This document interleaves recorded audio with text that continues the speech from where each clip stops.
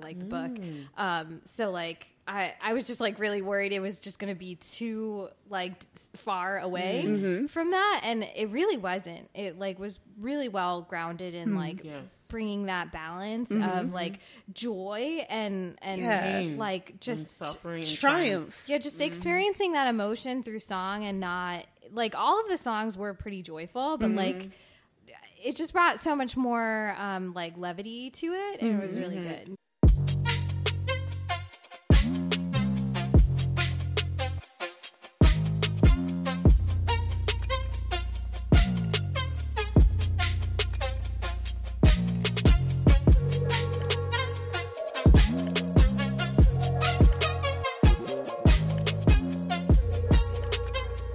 And stuff. And then they have just chatting. So we're hashtag just chatting. You're not recording the just chatting. What, they record the just chatting? It's like an entire topic. I think what we need is Whitney to secretly turn on a light, like the on air, if that can light up. Like that's how we know. So then I know, because like so it's not like an audio cue. I forgot that I left that candle going. Never tell me when we started. We've started. It'll be like, oh, see, that's what I'm saying. I was like, you can't sneak attack it. It's not cool. I think it's better when it's a sneak attack. No, yeah, it's not fun. No, I kind of agree. But then, like, if you had like a we have an on-air like a light. visual cue, yeah. I wish she had a remote for it, so she could just be like, That would be awesome if it had a remote. Oh my god, it is like a friend got it for me. My friend Todd. Shout out to Todd, who's got it for me. But yeah, it would be even cooler if it had a remote, because then I could remotely do it, just like the Mario Cube. I know, that would be nice. So then I would be like, oh, we've started. Because I'm just like off in La La Land talking. And then, which is why I wait. Like, I purposefully wait like, until your guard is down, and then I'm like, record. Oh my goodness. Anyway, hello everybody. What's up? It's your girl Triple F Queen Bola here. No tagline wit. And special guest Jane. Yay! Happy New Year, everybody. Happy New Year. Happy New Year. Happy New Year. Happy New Year. Happy New Year. Happy New Year. All right, it is 2024. Everybody, looks like we made it. Look how far we come, my baby. Of course she would know the rest of the lyrics. I know. I was only going there, and I don't know the rest of the lyrics. Why are you surprised? I bet they'll not never join in the make singing, it, guys. but just a look at us. I'm not whole vocally day. capable of just joining in like this. Sometimes Whitney just sings by herself, and I'm waiting for her to finish. Still the one. It's my favorite thing about her. Our resident jukebox here. Yeah. Yes, but anyway, how are you doing, Jane? So happy to have you on the pod I'm again. good. I'm excited to be back. Thank you for Yay! having me. We're excited to have you back. Clap it up for Yeah. Jane. Jane's one of our favorite guests, and Yes. one of our great friends. That's so sweet. Thank like you. great recurring guests, right? I've got recurring status. Yes, you're no longer special guest star. You're recurring. Yes, Moved up but we the love call it because sheet. you have awesome takes and awesome discussion points. And Indeed. I can't get Anu to come on the show because she doesn't want to watch anything. I love her, but she would never come on because one, she doesn't watch movies, and then two, She low doesn't key want to. watches movies. Like she'll be like, "Oh yeah, I saw that," and I'm like, "When did you watch this?" And she's like, just like randomly in the middle of the night. yeah. She uses The my other Netflix. day. We shared. Yeah. She uses my Netflix, so lots She's of times. got like weird hours. So Yes, and then there's stuff that they're like, continue on. And I was like, when did I watch Miss Chatterley's Lover? Oh, that's a new. I think that's what's been happening with my mom's Netflix account. I'm like, you started watching this? And she was like, no. I'm like, I wonder who's watching on your account. Right. So she's definitely watching it. It's just she wants to keep it like no one wants to. Stuff. That's like one of my anxiety fears is being like accosted for someone seeing my watch history and being like, I'm judging you for what you've watched, because we all have those like guilty watches. Yeah, you don't say it, but you definitely have it. I don't Like I really said, look Miss at anybody Chatterley's Lover, I else's didn't think like she profile, watched. except for my mom's, to see if she's cheating on me by watching ahead. That's true. that's when you have the multiple profiles. So then you don't. Yeah. I don't really care what the other people are watching. You know, that was like a genius idea of whoever, like, once streaming like became a thing of like being able to make all these different profiles. Oh my God. It is. Like, so helpful. Apple needs to get on that because then does Apple not have profiles? No, that no. upset me so much. I'm currently not subscribed to Apple just because Apple's not one of my top ones, so it's one that I exchange out. Yeah, I'm I on exchanged that Paramount one out, Plus right now. Mm-hmm. But like, why do you guys not have profiles? It makes so no weird. sense. I didn't notice Apple that. just And then I just have to memorize where I was in a show if both of us are watching the same show. Because it's attached to your Apple ID. Yeah, and so I don't have that. and so it's like it a was weird. So well, so yeah, like if you're part of like the Apple, what is it, Apple environment or and whatever. we are not, right? Whitney? Android all day. Yeah, right? so like it's really handy because your Apple ID is like basically what you use for everything Apple. Mm-hmm. But then like for something like a streaming platform, like you're not going to share your Apple ID with somebody who you're like, oh, watch this. You can like, you know, watch it real quick on my Apple. Because that's your Apple ID that you use for everything. So that's like an actual secure like thing that you don't want to share. Exactly. But they need to do something. They need to do something. So- I because imagine like it's people weird. will be like, Apple, like I want to like, you know, watch at somebody else's house. I don't want to have to sign into my Apple ID and have this like weird thing of doing that. Yeah, like, the other thing I didn't like was that they had some stuff that it's available. You can watch it on here, but then when you try to watch it, they'll be like, learn how to watch this, and then you're not able to see the actual content. And I'm like, why is it on here?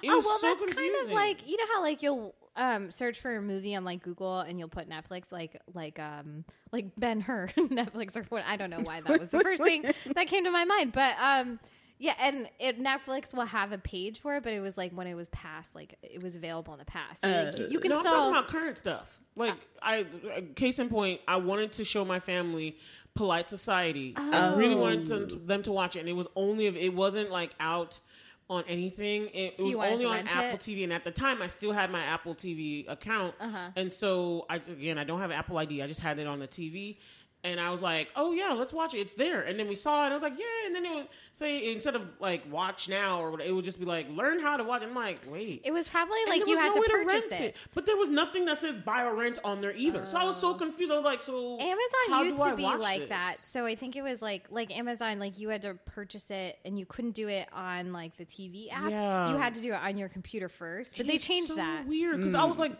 even if I wanted to rent it, I was like, but there was no button for me to rent either. Because so it's probably it has to. How do I watch this? Like iTunes, I guess. It was so confusing. Did I Apple like understand. discontinue iTunes? As an aside, everybody, our today's episode is on the wow, color purple. I know. Sorry, guys. Oh yeah, okay. I think we did that last time. I was like, we got pretty far in. I'm like, you usually remind me about it, but that is what today's topic is on. Yes, it's not about Apple. But we're in just crap. chatting right now, you guys. Okay. Just chatting. Anyway, Jane, did you have a good Christmas, New Year, everything? I did. It was low key. I went to Dallas. Ooh. Shout out to Texas. Nice.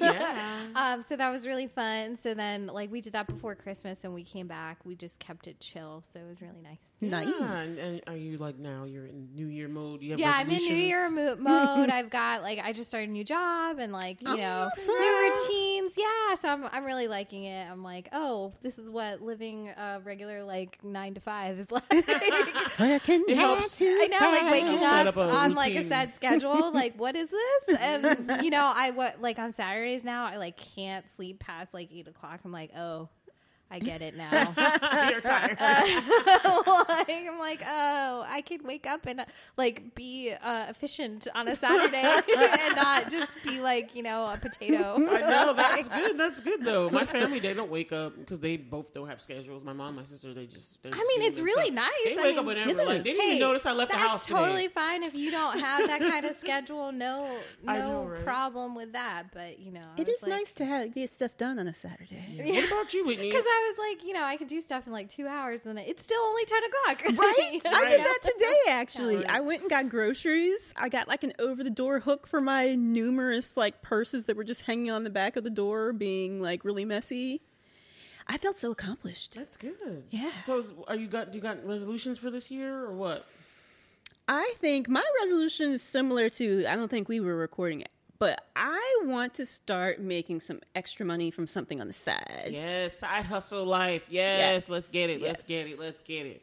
I saw a news report this week about a lady who was making cake pops and makes like $20,000. She works in financing, but she makes like $20,000 a year extra. Really? All because of these cake pops. And the news report was the fact that she totally do that. She put a YouTube picture, Instagram picture out about how much she was getting ready to sell, and then somebody blocked her and was like, "You can't sell your stuff because she doesn't have a permit or anything, and she does everything out of her house." Because that's just a side thing. You don't have like a food service. She's got to get lawyers and stuff now. She's working on the process, but she was selling her stuff everywhere and doing what she had to do. And some people do that. I remember I bought a funnel cake from some guy just making them out of his house one time in Richmond. That can be a little sketchy. Yeah, I mean, if you're doing it on the regular, go ahead and get your permits and stuff. Yeah. If you're doing it for friends every now and then or a friend of a friend, I can see, She said there was a law where she could do, because she only sold it at farmers markets. It's like a certain amount, Yeah, a certain amount, but it looked like she was making so many, like 300, because they always sell out. And somebody saw it and like was like, denied. And so she came on and it was a news report because she's like suing them or something, or I don't know. But I was just like, what I really got was that, she making $20,000 off these pops every year extra. Yeah, on top of her salary. That is side hustle life. Yeah. Okay? Well, I mean, that's a very time intensive side hustle. Like baking she's very good. is a lot of unless she's you really very passionate, and I mean, they are mad cute. I saw the little farm animals. She got skills. So have I made you guys cake pops? I made cake pops. Yeah, I think I've had one. So like I make them, and like to be honest, like it's a lot of like time and effort, and the cost, like to make a profit of that, like because it costs so much. Like I'm sure if you're getting them like wholesale, like the materials and stuff, but like it's really fun to make, but it's like very time intensive. Right. So like, so I like the idea about that. A side hustle life. Yeah. That you're like the third person that I talked to who said that's their goal for this especially since year. I collected my mail. Well, I didn't have any mail. I just had a notice in my P.O. box today. And the only thing that was in there was a notice like, we will be increasing prices on January 22nd. I'm like, oh no, y'all already went up like 300% like a year and a half ago. I'm like, I'm going to need to start making some money. Yeah, no, that's what I was just saying, that with me buying a new car, new phone, I was like, prices are increasing this month. So I was like, I need more money. I need more allowance. I need more allowance. From the Beats, from Doug. I need more allowance. Like one of their songs. Oh my gosh, that is a throwback. Because I do. I need to buy some CDs. I need to buy some gum.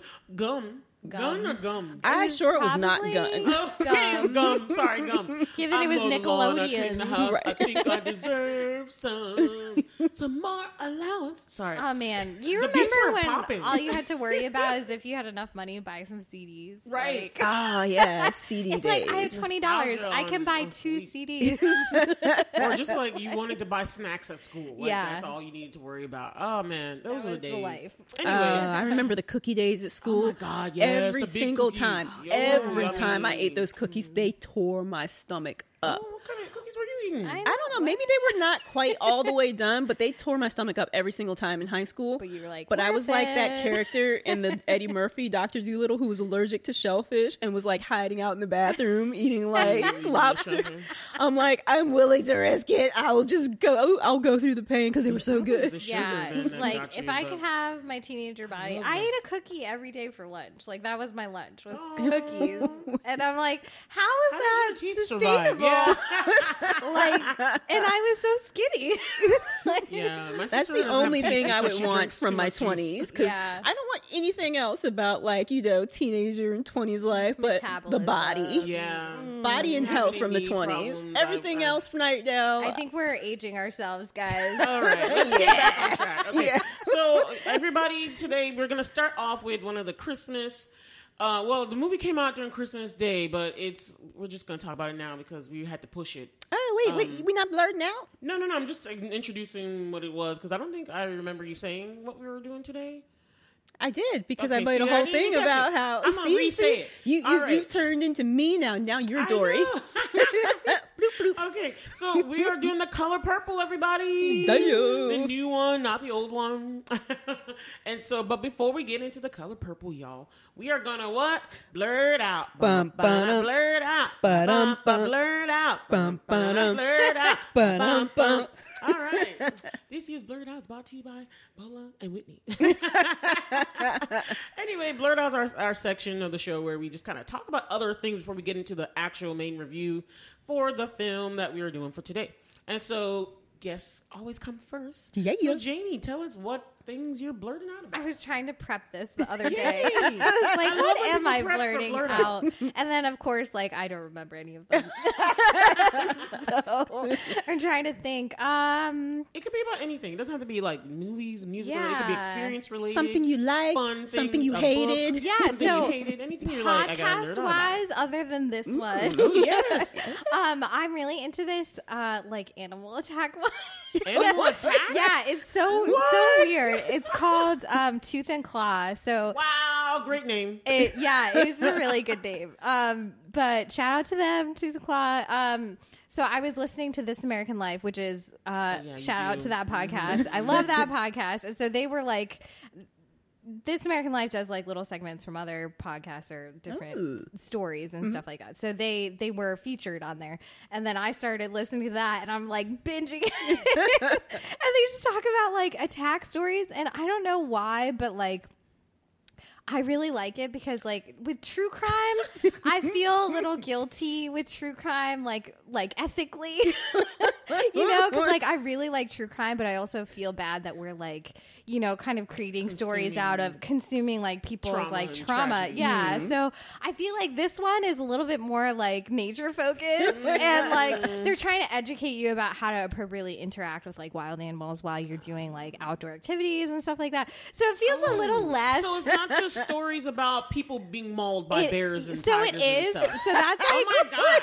So it is the first section, and then they talk about like the animals, like their habitats, like what you should do in a situation where you're like being attacked by the animal, how you can avoid being attacked by that animal. And so like it's really cool. So like it kind of hits that like gossipy, like, oh, this happened to this person's side. So does the people who got attacked come on the show, or no, they just tell you it's stories like of news reports and like wow. So the main people, like the guy who does it, like the main host, he does it with like his brother and like another guy, but like he's an animal biologist, so like he's got like science backing, like that's credible. He's got that. like a master's degree in like grizzly bears or something. Like like he knows a lot. Dr. Grizzly Bears, okay? Yeah, like he's legit, and so like he'll talk about it in a scientific, like approachable way, but like in a very like, you know, proper.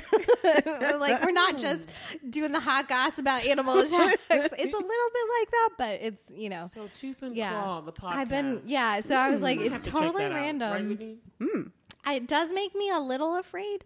Yeah. But I would be. Like their explicit purpose is to like make people not afraid of like their animals and just to like educate you. Gotcha. So that like, you know. My natural so we can avoid things like what happened in Never Have I Ever when she saw the coyote. Oh my God, yes. Why did she go up to that anyway? Yeah. I don't want to get into your blur. I don't want to like usurp your time. Because that was a whole thing. I'm like, why would you go up to a coyote? Anyway. Continue. So I've just been like listening to that randomly, like when I'm doing chores. I'm like, oh my goodness. Alan listen to Alan's her husband. No, so I thought he would really like it because he's a super like science person. But then he was like, what is this? Like, because he was hearing like, you know, like sometimes they get a little gruesome and hearing about people like, you know, being mauled to death. Oh, God. Occasionally that does happen. So like he's like, what are you listening to, James? It's because you like the true crime. See, I'm not a true crime person. So he's like, oh, this is your dark side. Yeah. You can enjoy this. Put in your headphones, please. So, yeah. I think you have to have a certain brain type. Like, and it's always women, they say, like true crime. But men are always the ones making the true crime like podcast. But women are the ones why we're so listen. interested in it. We need it to survive. Yeah. So I'm really like picky about the true crime. So I guess I'm a true crime snob. So I don't like true crime for just the fact of true crime. Sometimes I do, but I try not to. I really like the intense journalism where they're doing a really good job, trying to get the facts. It's not just about shocking the audience or whatever, entertaining. The point of it is to educate and what are we doing to change the systems that made this occur or something like that. Social justice. Yeah. So the social justice side of it is where I like to listen to those ones. That's good because some people just want to hear how people die and stuff. Yeah, so I was like, I can't do that and sleep at night. There's already a lot going on in the world that I'm I trying to admit ignore. it's a guilty pleasure. We always, when I go on a girls trip with Liqua and Ashley, we always, it's part of our tradition, we watch Snapped. I used to watch that and then I would get Snapped? What does it come on? I forget. It's Lifetime. It's Okay. Essential, Lifetime or We or whatever those women's networks are. Going off context clues, is it when the women snap or the men snap? Yeah. I think it's anybody actually, but vast majority. The women, but I think it can be either one. It can be either one, but the vast but it's majority usually seem couples, to be within a marriage or in a relationship or something like that. Wow. Yeah. Darkness. But it's a guilty pleasure. I remember, because, Liqua would be like, yeah, when I would tell Kenny about watching this, he'd be like, should I be concerned? Right. yeah. So, I have to limit myself. So, I used to watch that kind of stuff, and then I'd be like, I feel no, like it would weigh on don't my be afraid brain of the and my world. spirit. Yeah, it can be a little heavy, especially it's not for enough. everyone. I don't have cable anyway, so I only really watch it, on the girls' trip. So, I get my once a year. scary stuff from the actual news, things that are really happening. Because I watch the news every day. Yeah. does. So, yeah. She doesn't watch news, but I watch news all the time. So I get all that stuff from the news, and I'm like, if I want to enjoy something, please let it be more uplifting or interesting or something I can escape and then come out of. And then, I guess the other thing I've been blurting out about, so I read this really good book. Let me plug in a book. Yay! A podcast and a book, y'all. Yeah. So it's called The Covenant of Water by Abraham Verghese. It is gigantic. It is super thick. I'm holding up my hand. It's 3 inches. It's That's bigger than a Whopper. Yeah. So it's really big, and it's I don't know how many pages because I listen to it on audio. So at least 14 or 15 hours or something. Bigger than Obama's book because I still didn't get. Oh that. yeah, I'm probably. not even a quarter through that. But it's fiction, and it's written by a man who's from the same part of India that I'm from. So it's really cool, and he's by profession, he's written other books, but he is a doctor. So he's just trying to do everything. Like a medical doctor. He's a medical doctor, and he Oh. teaches medicine. Okay. He's legit a very, very smart person. But he writes fiction, and so his last book was really good. But this one takes place in the same part of India, like I said. So it was really cool listening to that part of history. So it took place And tell us what part of India. Kerala. So in Kerala, India, and it's very similar to the community that my parents grew up in. So it was really cool hearing a fictional story take place in that context. Right. And then I know, Bola, you might understand. That's why I read Chimamanda Adichie and all this kind of stuff because they talk about even if it's fictional, even if it's a historical base, it's still it's historical fiction, so it's based in some truth, right? So and obviously he did a ton of research to research the history of the area and the region and stuff. He himself is from there, but so a lot of it he's taken from his family history. Malayalam like you? Yeah, so he speaks Malayalam. So there's a little bit of Malayalam in the book, and I was I've never listened to a literary fiction book with my language in it, so it was really cool to hear that. So I really love that one. It was so good. But I was just thinking how nice it was to listen to a book from my culture, because your parents kind of Bola, you understand. They don't tell you anything. They couldn't expect you to understand where they came from by osmosis. Yes. It's just you just know from the blood or something. You don't. It's no, Mom, you Why have is to it tell my me. fault I don't know the language. I wasn't born there. You have to tell me and explain it, Right. and really intentionally teach your kids about culture if you're from Yes. another. It's so important. Another culture. So so that was really cool. Just hearing about it, and like I learned so much, and I was like telling my mom about it, and she was like, yeah, you didn't know this? And I was like, what are you, did you tell me? Right. I was like, I had no idea for years that there was a civil war in Nigeria. I mean, it wasn't the Yorubas, but they were involved it was the Igbo tribe trying to separate, but the Yorubas were involved in some way too. So that's why I was like, I wanted to go back and try and read Half of a Yellow Sun, because I wanted to know more about, because my mom just doesn't talk about it. Yeah. She just says like a memory about how she was a little girl and she was there and they were like always at the dump because of the bombings and stuff. But I was just like, but you say nothing else. Like, what happened? I was like, so I'm so excited that like so there's I get you. More it's diversity really nice. in like our fiction, and it's not just like nonfiction, like historical. And it's a good read, like right?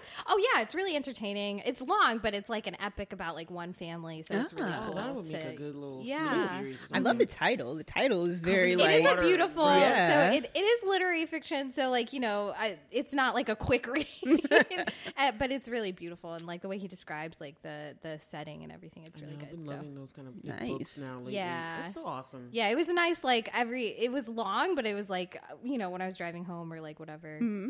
It was just sounds like a good ride for my work traveling. Yeah, you should read it. Look into it. Cool. All right. So Whitney, you want to go next or what? Sure, I can go next. Let's see. What was I blurting out about? So this episode, I am blurting out about a few things. One, I got trapped. Temu got me. Oh, no, finally. You didn't. You're shopping like a billionaire now? They finally got me.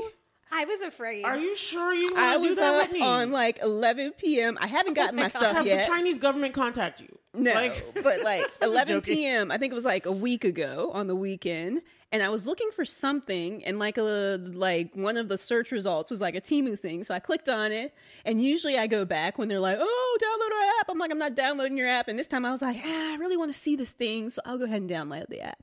So I did, and they're like, "Oh, if you buy 7 things, you can get this stuff for like $5."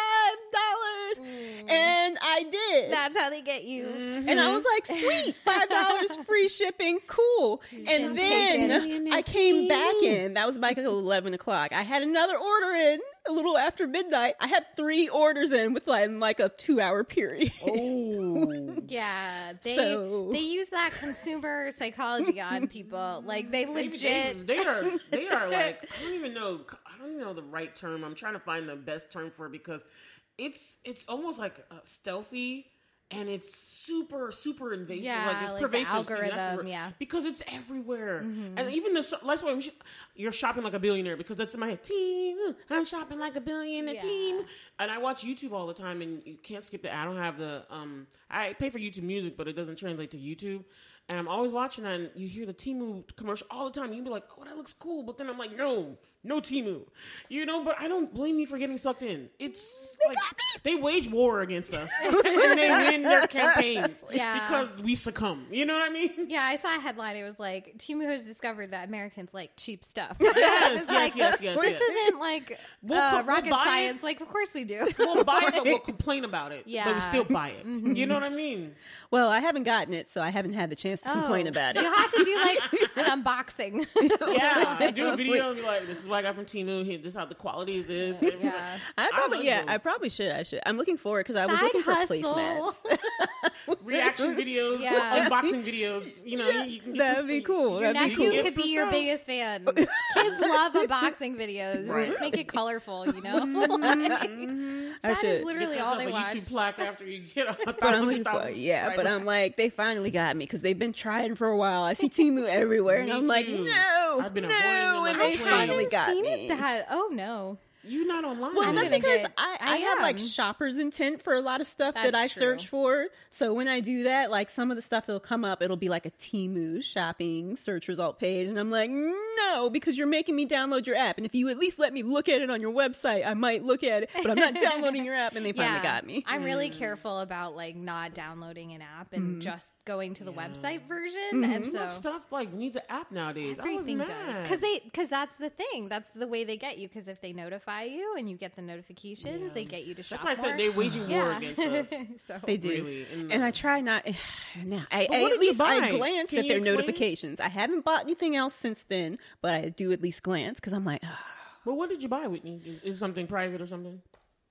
What you think I'm buying, like vibrators? No, She got like adorable socks. Like you don't want I to share guarantee it. you, it's super practical. Something you can share with How us. private. Do they sell like discount vibrators on Temu? Oh my gosh, let's not Don't go there. buy discount vibrators, Go guys. there. That's Plus, not discounted smart. vibrators means it's been used already, and you don't want to do that. Right, but I'm Let's just like, change I'm the curious subject. as to what you think is going to be like. Okay, Whitney, now what did you buy? Let's go there. I actually, well, I needed placemats because I wanted some that are Yeah, like I I could told you, either like throw it into the washer machine or something, and that was the main thing Yeah. I was looking for. And then, you know, with Well, the that's buy smart. 7 things, they got me because I'm like, I'm not giving up this deal. I'm going to find 7 things if it's like $5. course Wait, so if you buy the 7 things, each thing will be $5? No, like the Well, I their forgot stuff exactly is just what so it cheap, was. but It like I is. guess it's just like any 5 things. Or something. Right, yeah, and I'm also, like, why I are you can buying find 7 5 things because some of them are more expensive than others, but it's like I can find 5 Wait, so things. what was the discount then? Like, why would you need to buy 7 things to? So that get it the would free be shipping? like the slash price, like they're cheaper. Like you get this deal on Okay, them if you got buy So the 7 things. Just for price. So Okay. that's what got me there. I was looking for placemats for my kitchen table, and they got me there The store because got them for $1.25. not colors I wanted, and not like the material I wanted. Because I've got some understood. that I got from the Dollar Tree, but the problem is they're like that kind of not knit, but like the kind of woven material. Oh, so it goes through? Yeah, Yeah, where yeah. stuff can go through, and Want something depending on solid. how big the stitching is, like it's hard to clean it with just I like don't know. wiping. You can't wash those, I'm sure. Yeah, Or you it's probably They'd hard. probably mess them up, or the dye would leach out, or something. Yeah, it's not one of those things that's like as easily cleaned. If it was Yeah. just like the straight up like plastic, cool. Or if it's even cloth where I can throw it in the washer, cool. Yeah. But like that, it's just like really hard to wipe it down if stuff gets in those little holes. So I wanted new placemats, so I got that. So she's blurting out about Temu, y'all. Yeah, and then I got placemats. some freezer labels because I needed something to make it so that I could get Freezer labels. Look at Don't us, judge y'all. me. I'm not. Don't I'm not. judge me.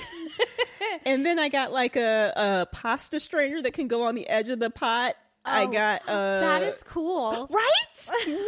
This is some of the stuff on there is Yeah. just like I just browsed to see stuff Yeah. that I didn't know existed that seems useful. Yeah. Then like a little thing that goes on the side of the sink that you can put like your like I don't know, cut vegetables that you're gonna throw away. This in. is how you can tell people's ages when they start getting really They excited get about excited like practical kitchen kitchenware appliances or like and things stuff. that make your like clean. Yeah. I got a easier. second spoon holder. I got a salad, like a travel salad container with the spoon and thing. Very nice. I got a insulated bag for like, Insulated you know, bag. grocery. I got a little thing Oh, for I really cleaning. want one of those. See? I This need is what one. got me. I have all of these reusable bags. But I'm like, I need one that's like a cooler type. Yes, exactly. So I can keep my frozen stuff in Right? there. So yeah. So I got one of those. I got another measuring cup because one of mine, the print on the side after washing has faded, so I can't So you tell can't where tell. I'm, how much Oh it yeah, is. you need Oh that. no. And then I got like, and this is all in one batch, you guys. This is like one order. Sorry. This is a decent haul. And then I got like these little silicone, like, I guess like Tupperware things for round ones where you can just pull it over there. Cause you know, sometimes you lose like the tops to Oh, some the stuff. lids. Oh, that's smart. Yeah. Oh, is it like the ones with the saran wrap that look like a shower cap? You can They just look grab like it? these. They're like, I don't know. It's hard to see. okay. Yeah, I know what you're talking Okay, about. just Yeah. one. So You it just just put looked it on any cool. bowl. And then I No. found like a little engraver pen, random stuff. Ooh. A 10-pack of, I don't even know what this is. I also have I some like like how Whitney's mini just going lights. through her like Her actual shopping list like on invoice. Temu. Like- I got like some scissors that cut like it's got like like the thing Oh, so you the can different cut. designs? Food, for No, cutting well, food? not the designs. I mean, it's for food, but it's for like so you can chop. Oh, it's different shapes. Oh, so Like- different chopping things. Like you can Not cut exactly, potatoes but it's in like it's equal got like shapes. you cut 5 places on like some I don't know like chives at a time. Oh, so you can cut more quickly. And Yeah, it yeah. makes more volume of stuff. Yeah. Yeah, Like because Oh, instead of okay. it just being like one blade, it's like the like a blades bunch are of like blades. this. Oh, So I okay. was like, oh, that looks really useful. And then I got like a But sun does she catcher be cooking, thing though? and like Does some. Whitney be cooking though? Whitney be cooking. I might be cooking more if I had got some help like this stuff, but obviously I bought. What we I tell love that. ourselves. I'm gonna cook more because I have this of scissors stuff. thing. That is the psychology of shopping, guys. See, look how Psychology long of I've been talking shopping. about this. I went deep into the Temu hole, She you went guys. down the rabbit hole, y'all. I did. She was Okay, shopping like a let me get to my billionaire. other two. I'll be quick about my other two blurred outs. I'm sorry, but Temu got me, y'all. They got me good. Saltburn. Oh, do you like I watched it with my mom. I heard it was really good. It's was super really dark. good. Yeah. It's And disturbing. That's what I heard. it think it's is mixed reviews, sometimes it but- can be, but it's like what's her name? Emerald Fennell. Yeah. And I didn't realize it was her, but after looking it up on IMDb, I'm like, I can see her style on this, and I guess I just really like her work. It's a great movie though, a lot of suspense in there, and yeah, it was just it is actually it's really great. So What is it on? It? It's on Prime Video. Oh, is it? Oh, It okay. is. Is it about class warfare? Like, Yeah. I mean, I guess don't you know could, why I it's guess classic, you could yeah. kind Her of thing. say that. Okay. I guess you could say that. because because Sounds the premise, interesting. from what I've seen, I haven't watched the movie. From the premise is like a dude that's not in this social strata, so he goes to hang out at this big manor house for people who are in the higher echelons of society, and then just nonsense ensues afterwards. So I'm just like, but what's happening? Right. And the trailers really don't help you to understand. But You're that's just like, what are pulled they me doing in this house? because I didn't exactly know what it was going to be about, but it was intriguing enough I for was me like, to does want a to murder watch happen it. or something? I just couldn't tell. I was like, why would I Somebody, want to yeah, watch somebody this? does. Okay, It so gave that's what it me, is. and it's been decades since I've seen this movie, so I would need to rewatch it to see if it's actually similar. But as I was watching it, it made me think of The Talented Mr. Ripley. I never watched that. Interesting. Yeah. Have you seen A her, minute. Janie? Is that the one with Brad Pitt It's the one with or Matt Damon? Yeah, Matt Damon. Yeah, where he's dead or he's a ghost or He's which one not is dead that? or a ghost. I'm He's confusing like, that with Meet Joe Black. I think. I remember that. Like, oh, I forgot about that one. it was like they came out around Yeah, the same 'cause Meet time. Joe Black did and have they had, Brad like, Pitt. a similar Yeah, like he ends up like marketing. taking the place of somebody. Like he like Yeah, insinuates it was himself something, in somebody's, yeah. and it just I got those type of vibes. Even though it's been like decades since I've seen it, and I would need to rewatch it to see if I'm forgot what the actual plot of The Talented Mr. Ripley is. Yeah. But I got those vibes watching it. And But the it's a guy- great movie. The actor's name is it Gary Cole or Barry Barry Keegan. Cole. Cole- I think it's Cole. It's like Scottish because he was also Yeah, in in the Eternals island and the Banshees of Inisherin, which I adore that film actually. That was a Oh, great that's movie. on my list to watch. Do you like You it? should Really watch really it. good? It is Very good. awesome. I saw that So pop up interesting. on your I saw that Yes. popped up as It's a such an I'm interesting like I was watch. like surprised that you guys did that one because I was like I didn't think it would be It just was, you know, wouldn't something think, that but you would something like. about Yeah. the trailer, because like I saw the trailer in theaters, and it's not my usual type of movie, but something about it just made me be like, I really want to see this. Yeah, the premise was so catching to me because it was so simple about these simple men in this simple society, but it was like these two men are friends, and then one decides, I don't want to be your friend anymore. And the other one just doesn't know what to do, and he can't deal with Oh, it. that's And so I interesting. Yes, it is. I wanted to see the dynamics and to see what they were doing in Yeah. this. It was so interesting. I enjoyed it. And I think they won a few things too. They got I a mean, couple of everything everywhere nominations. all at once, like, cleaned up at the Yeah. Oscars, Last but they year, also yeah. got some stuff too. They Yeah. got some stuff, yeah. But I Yeah. remember hearing he was about the it. sweetest character in that. I He felt for him was. Okay. so much. I'm not gonna tell you. Yeah. But his character was so. I'll watch it moving. now. You should. Okay. I think you'll love it. Yeah. It's a I great enjoyed it. movie. Watch Got it the again. Bola Whitney stamp of approval. Yes, the Blerd Talk. Guys, So- watch it and listen to our episode. Yeah. You should. All right, my But he's very nominated. last. That's what I wanted to say. He's nominated this year For what? For Golden Globe for Saltburn. Oh, It's like the only nomination. For yeah, the movie. it's deserved. It's a great movie. The last thing I'm blurting out about is something I haven't watched yet, but that I'm just excited is there now. Xena Warrior Princess is on my Prime God. Video. How many Oh my times gosh. Are you going to talk about Like Xena? the original? Yeah, they Oh got all my the seasons. goodness. 'Cause How I've did I been not hear waiting about for this? it to She be on has the something whole where I box wouldn't set have to for the watch whole it with box. commercials. So I'm just so This excited. does strike me as like have the high whole box Whitney like fandom. Like it totally makes sense. I didn't even finish Xena because I She don't made think me I finish ever Xena. watched the whole thing. Like I neither. just I haven't watched it when it either. came on Saturdays on like the WB. Yes, yeah, I loved it. Right Like- after Hercules, and then Hercules got Yeah. canceled, and then Xena was still on, and they had young Like- Hercules with Ryan Gosling. I loved it. But Wait, it is. I'm Ryan just Gosling excited. was younger. You never watched Young Hercules? No. Oh, that was Yeah. my show back in the man. day. It was a good show. That's I what made me enjoyed it. fall in love Yeah, with him. like, I you didn't know even know how about the I low Disney key Club. like, you know, when you're young and you don't know what a crush is, but like Kevin Sorbo was like, yes, you know, everyone loved Sorbo was early doing it. years of like, He he's had the Fabio- he had attractive. the Fabio And you're like vibes. 7, so you like have no idea what attractive means. You just but like like, the look of him. yeah, he's like, he's so Awesome. shiny and muscular. Yes, exactly. We were loving it. Well, not just that, because he was so like kind and he saved like poor women who were like, you True, know, that's true. yeah, he was Hercules. It was so so you funny know. because He was Ryan awesome. Gosling was so skinny and so thin. He's like, why is he young Hercules when he's super? But they were supposed to be like teenagers. Yeah. So him and his little Eolus friend, who was also fine. I totally was so missed cute. that, apparently. Oh my gosh, I was so into all Ryan Gosling's early work because he's from Canada, so he does a bunch of different stuff. So I think that one was shot in New Zealand was doing a lot of shows back in the day that I was watching. So much stuff was shot in New Zealand, and I was It's just just beautiful. I watching would love all to their go to New stuff. Zealand. The Tribe. Oh my god, just so many things. Some of Power Rangers love- was shot yeah. in I was It's a watching a lot of their beautiful shows country. and the Yeah. Canadian shows too. I would love to go there. He also did a show where they were like they were on like Semester at Sea or something. He did a show about that too. Ryan Gosling was a teenager, and Okay. I loved that as well. But anyway, But anyways, Sorry. yeah, Talking about it's Xena. on Prime Video, you guys, and I'm so excited because yes, I do Xena, own I'm every surprised. box set of it on I- DVD. But that's a lot of effort to stick a DVD in a DVD player. why is Yeah. it effort now? Didn't Well, you have the because you have gadgetry? to go get the you have to like get Exactly. off the couch But and you And got then a once you're whole- done with the episode, you have to know. get Xbox, back just up. switch it. Yeah, It's just, that's just effort now. this is the level lazy, that we've y'all. sink Look at society. to. Look at It's my just- peoples here. I recognize that, but I'm just not apologetic I will about do it to the box sets I already own, but like to purchase another box set.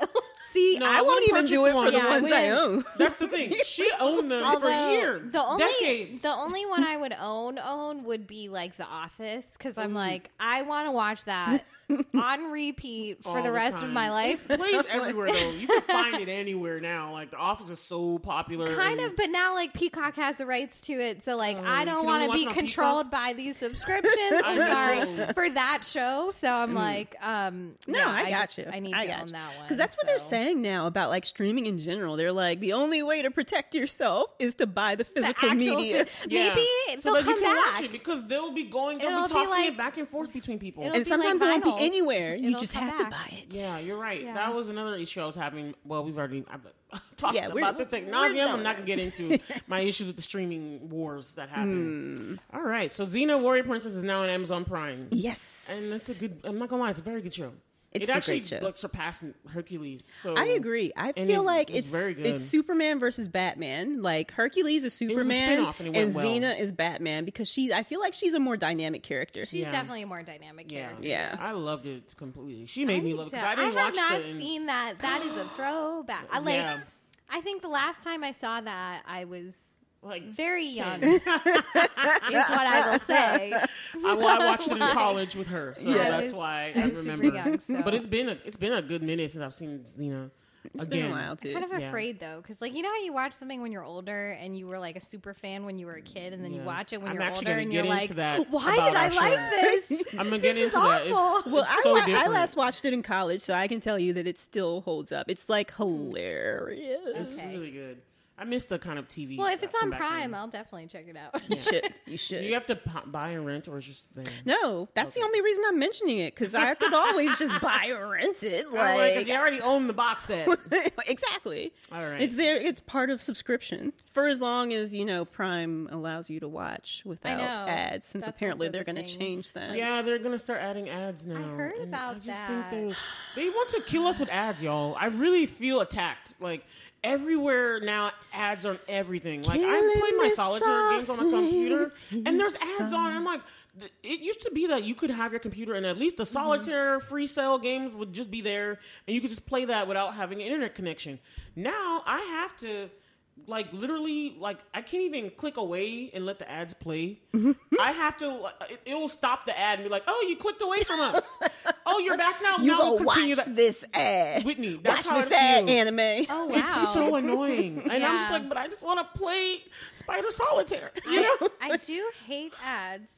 Although I understand. I refuse to pay for these free card games. Like, I refuse. Yeah, no, for like mobile games, like those are dumb. But like, this is on my computer. Yeah. Okay. That's what I'm saying. Most laptops are supposed to have a few games that are free, but the game set now that comes, because I got my computer last year, and now they don't have it. So weird. It's not like built in. No, there's no built-in Microsoft games. Solitaire. Or I don't know, whatever it was. No called. Minesweeper. No, Yeah, if you like, play what? it, you have to watch the ads. It's just like the phone. It's Great. so everything creepy. is just controlling your attention. That's what I'm saying, and it's like everything is just. the ads How have the can weird we make images. money off of ads? You know where it's like some swollen foot or something. Oh, come on! I At least, hate at least if you're fungus. going to show me an ad, give me something that's actually going to be useful. Well, actually, I do have like foot you issues. can't control the ad either. It's so gross. Well, I'm so for mad. streaming though, like I kind of understand. So I have like one of those big picture like thought processes where I'm like, how like it blows my mind how much content there is, and like how on earth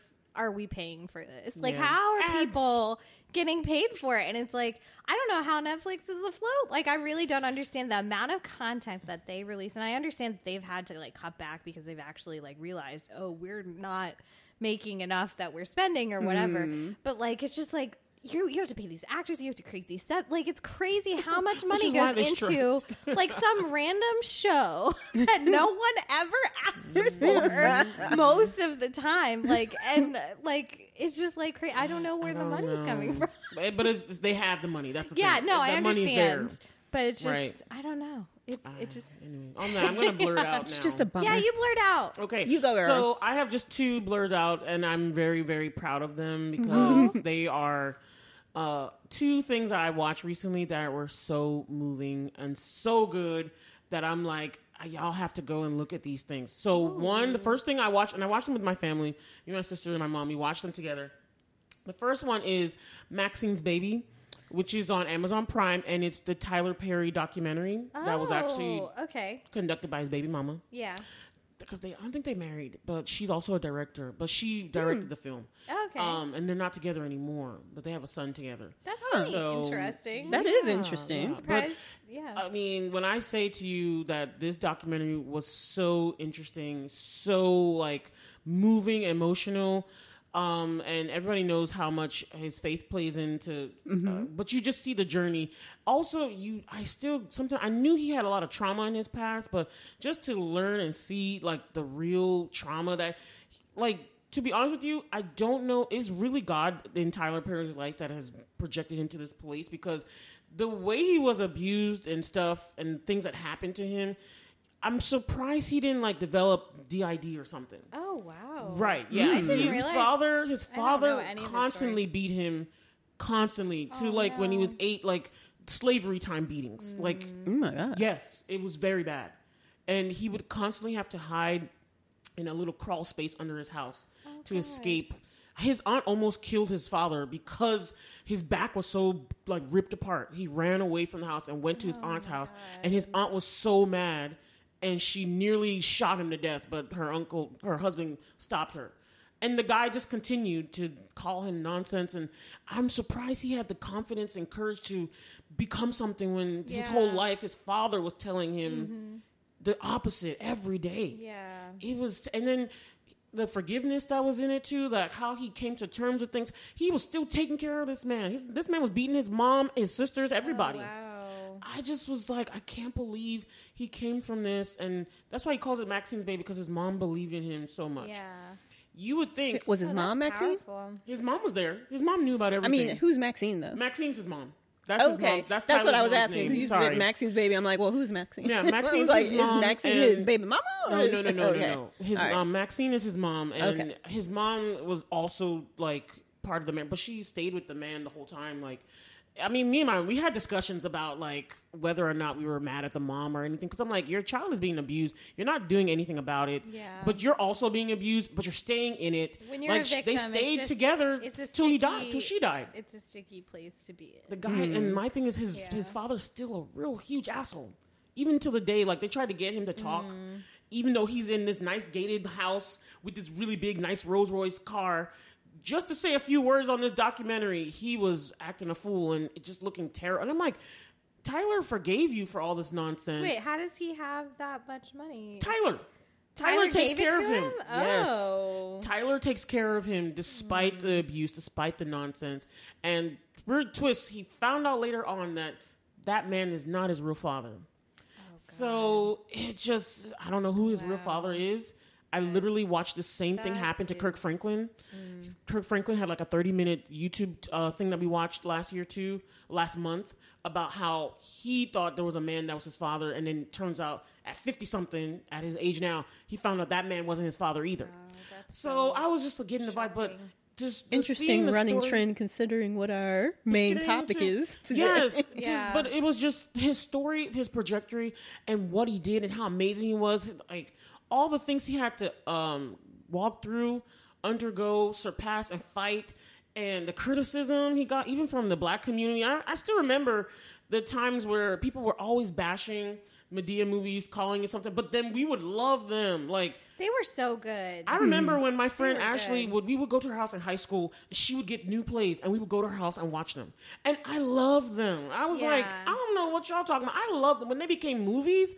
I was here for it. Yeah. I mean, he's the only one of his kind. He has consecutive hits. Nobody can say nothing about his style, because even though you don't like his content, people show up and he makes money. Yeah. Nobody else, and none of the big directors are like him. Particular like genre and style of storytelling, and that's different. What Whoopi Goldberg, Oprah was saying, that they've ignored that particular subgroup of people for so long. And he's like, oh, we're not paying. He's like, yeah, you've never paid attention. He's like, I know who my audience is. You're not going to tell me about my audience.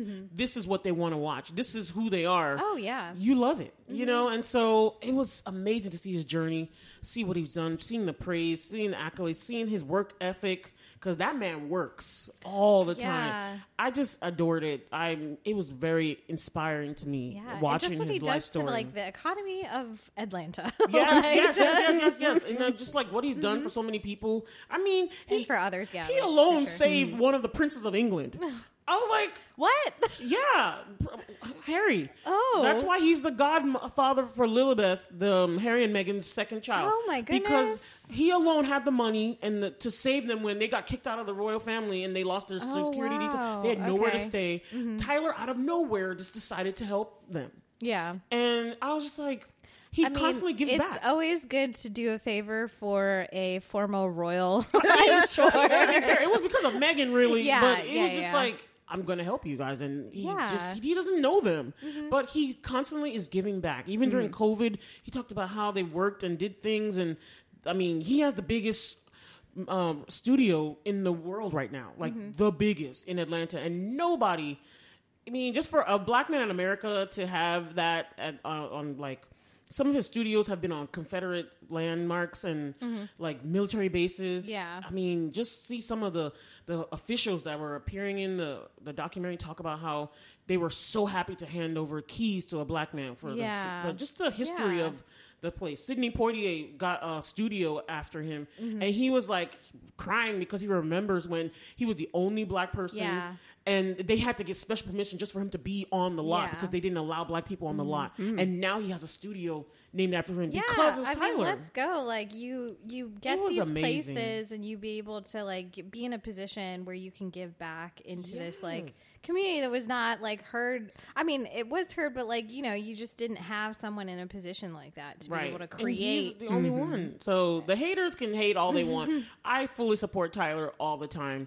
I'll watch it, even if it's not great. Like that homecoming thing he did for COVID, it was like a one-time watch. It was funny at parts. It was silly, but it's like, I feel like people are getting so much into film that films have to be like, you know, Avengers level, super like meaningful. I'm like, some things are just films. They're escapes, they're stories. You watch it and you leave it there. You're like having too much, like, you know, expectations. Like you're expecting your movies to be perfect all the time, and I'm like, they're just films. Like they're not trying to change the world. They are entertainment. We're forgetting that. They don't have to be critically acclaimed things all the time. And so I watched that Homecoming, and it was #1 streaming. It's in the year that it came out. So he's constantly showing them that not only can he constantly produce, and he does. He's very prolific at writing, but I don't know if it's just God's favor on him or whatever it is, but he constantly gets the numbers. Everything he touches turns into a hit, and I'm just like, he gets the numbers. So I just really liked seeing his story because I didn't know everything. I knew some, but I didn't know everything. And so I highly recommend y'all check it out, especially if you're interested in like filmmaking like me or historical things or just seeing somebody's life story and like learning some lessons from it and being inspired. I was super inspired by that. I feel like you really like biographies. I do like a biopic. I do like, but his life was so interesting because the way things happened to him as a child, that even Oprah said it. He's like, he should have had DID or something because the abuse was so strong. It was terrible. He was also molested. It was just some nonsense was going on in his life. For him to pull himself out and become like this really powerful, strong, rich person impacting society and the world and stuff is really awesome because you don't normally see people who start off like that. Their trajectories don't always go that way, you know? So that was one. And then the second one is called Black Cake. Have you guys heard about Black Cake? No. I've heard about it, and I've seen a trailer. It looks interesting. This sounds delightful. Black Cake is it's a book, but it's a series on Hulu right now, and it's only 8 episodes. I don't know. Right now, is it limited, or is it going to have like a second one? Well, they said they did everything in the books. Okay. In the 8 episodes, but if you watch the series, the 8th episode seems like it's on a cliffhanger and you have a few more questions. But it's a phenomenal series. Is that like purposeful? Like I don't know. That's what I don't know. Is that how the book ends? Or I don't know because I didn't read the book because didn't read the book. Everyone kept telling me Black Cake was such a good book, but then they ended up making a series already. So I just watched the series. So the story's about a mixed immigrant. She's half Chinese, half Black, Caribbean. Oh, that's so in the interesting. 50s and 60s, and she goes through a lot of issues and troubles and things, and in her life, and you see her trajectory of how she left the island, how she had to go and suffer through a lot of things in England. Oh, wow. It talks about like the immigrant experience, like what happens to unwed mothers, like the home for unwed mothers, things like basically during that time period in America and the UK, they took these women and were like selling their babies off. Wow. Like some of these women wanted their babies, but they were taking them from them and selling them to families, and the Catholic Church was doing that everywhere. And I had read a book called The House of Eve, which was directly about that issue. So seeing it in Black Cake, I was like, oh, I know this already. And I was like, I know how this is going to end, you know, but that's not the only story. It's about how this girl suffered being a mixed child, being an immigrant, and like all the things she went through. The girl really suffered, but it's such a good show because it's like a mystery upon mystery. And she like, the main premise is that the mom, she had cancer and she died, and she left a bunch of recordings telling her children about her real life and what actually happened to her, and her real name and everything, all this stuff, because the name they knew her wasn't her real name. So she had these recorded, and then the kids are just blown because they're like, what the F was mom doing? You know, it's so interesting. It's so good. I literally, my family and I binge watched it last night. I didn't sleep till like 4 in the morning. Wow. Y'all, I was surprised I woke up early this morning because we could not stop watching. It was so engrossing, so interesting. That's cool. Yeah. And she was like a swimmer. She was on the path to being like a swimmer, but sounds stuff like a really happens. interesting story. Yeah, and I like the multi-continental thing, multi-time period. It was like Jamaica in the 50s. You see what's going on there, and then they're part of the UK. So some of them were able to go to the UK, but it's like stuff was happening there, and then she came back to the US. Stuff was happening with her children as well, and it's all about like family secrets. Oh, and like how if you're constantly keeping secrets, like it's almost inevitable that your children will keep secrets. So it's like the children had secrets similar to the too. book I was telling you about. Yeah, that's cool. It's so cool. Like y'all, I'm telling you, watch Black Cake. It was like. My family's mad at me because they just want more. I'm gonna go home with like a list of things to watch. And they read want now. more, but it's like I can't tell you. Like, just watch it. I really want the to girl watch from that. Woman King is in it. This cute little girl is in it. She's half Chinese, half Black, and her name is I think Mei Lee. But it's just really all the acting was phenomenal. The storyline is the best thing about it. The way they tell the story too. I think you guys will enjoy it. Yeah. So I highly recommend watching Black Cake. It's only 8 episodes. Right now, there's no plans for a season 2. I'm satisfied with where it ended, but my mom and my sister were not. They're like, no, we need more. We need to find out about this. And I'm like, we did kind of find out about that and that. And she was like, no. So we got really into it, and we binged the whole series in the night. It was really good. I like limited series for that reason. Me too. Because it's like, there's nothing super like crazy. Like, you don't have to homework of like, I need to follow up on this in like 2 years or whatever. Right. And then I like when they give books a mini series because it at least gives you some more space to work with. As opposed to a film. Film is so limiting, so so much gets cut, but you can expand the story in the how the book does in some sense. I know it's not going to be exactly, but in some sense you can expand it more so, and it's more rich and more full when it's like a limited series, a few episodes, and you can get through it in a night if you try. I got such a huge headache. I normally don't binge because I get headaches. But I didn't care. I just binged, and I was like, "This show is too good." Yeah. Okay. So Black Cake that doesn't and happen Maxine's that Baby. often. I feel like it's very rare for me to like really feel like a show is good enough for me to like not sleep. Sleep is very important to me. So yes. I could not sleep. I had to keep watching. It was so good, and it's done in like a mystery thing because you're just like this whole time you don't know who killed this person in her life story, and so it's like you're uncovering as she gives more information and more recordings that the children are listening to. They show it, and then you're like trying to figure out, well then who did this? Oh, I think that character did it then, or that character, and you don't know until the end who really did this thing that did that thing or whatever. But you're also learning more about who that character, the main character, is. It's really cool. So I highly recommend. I think your mom would like it too. I remember I was like, Whitney's mom would like this. So you said suspense? Yes.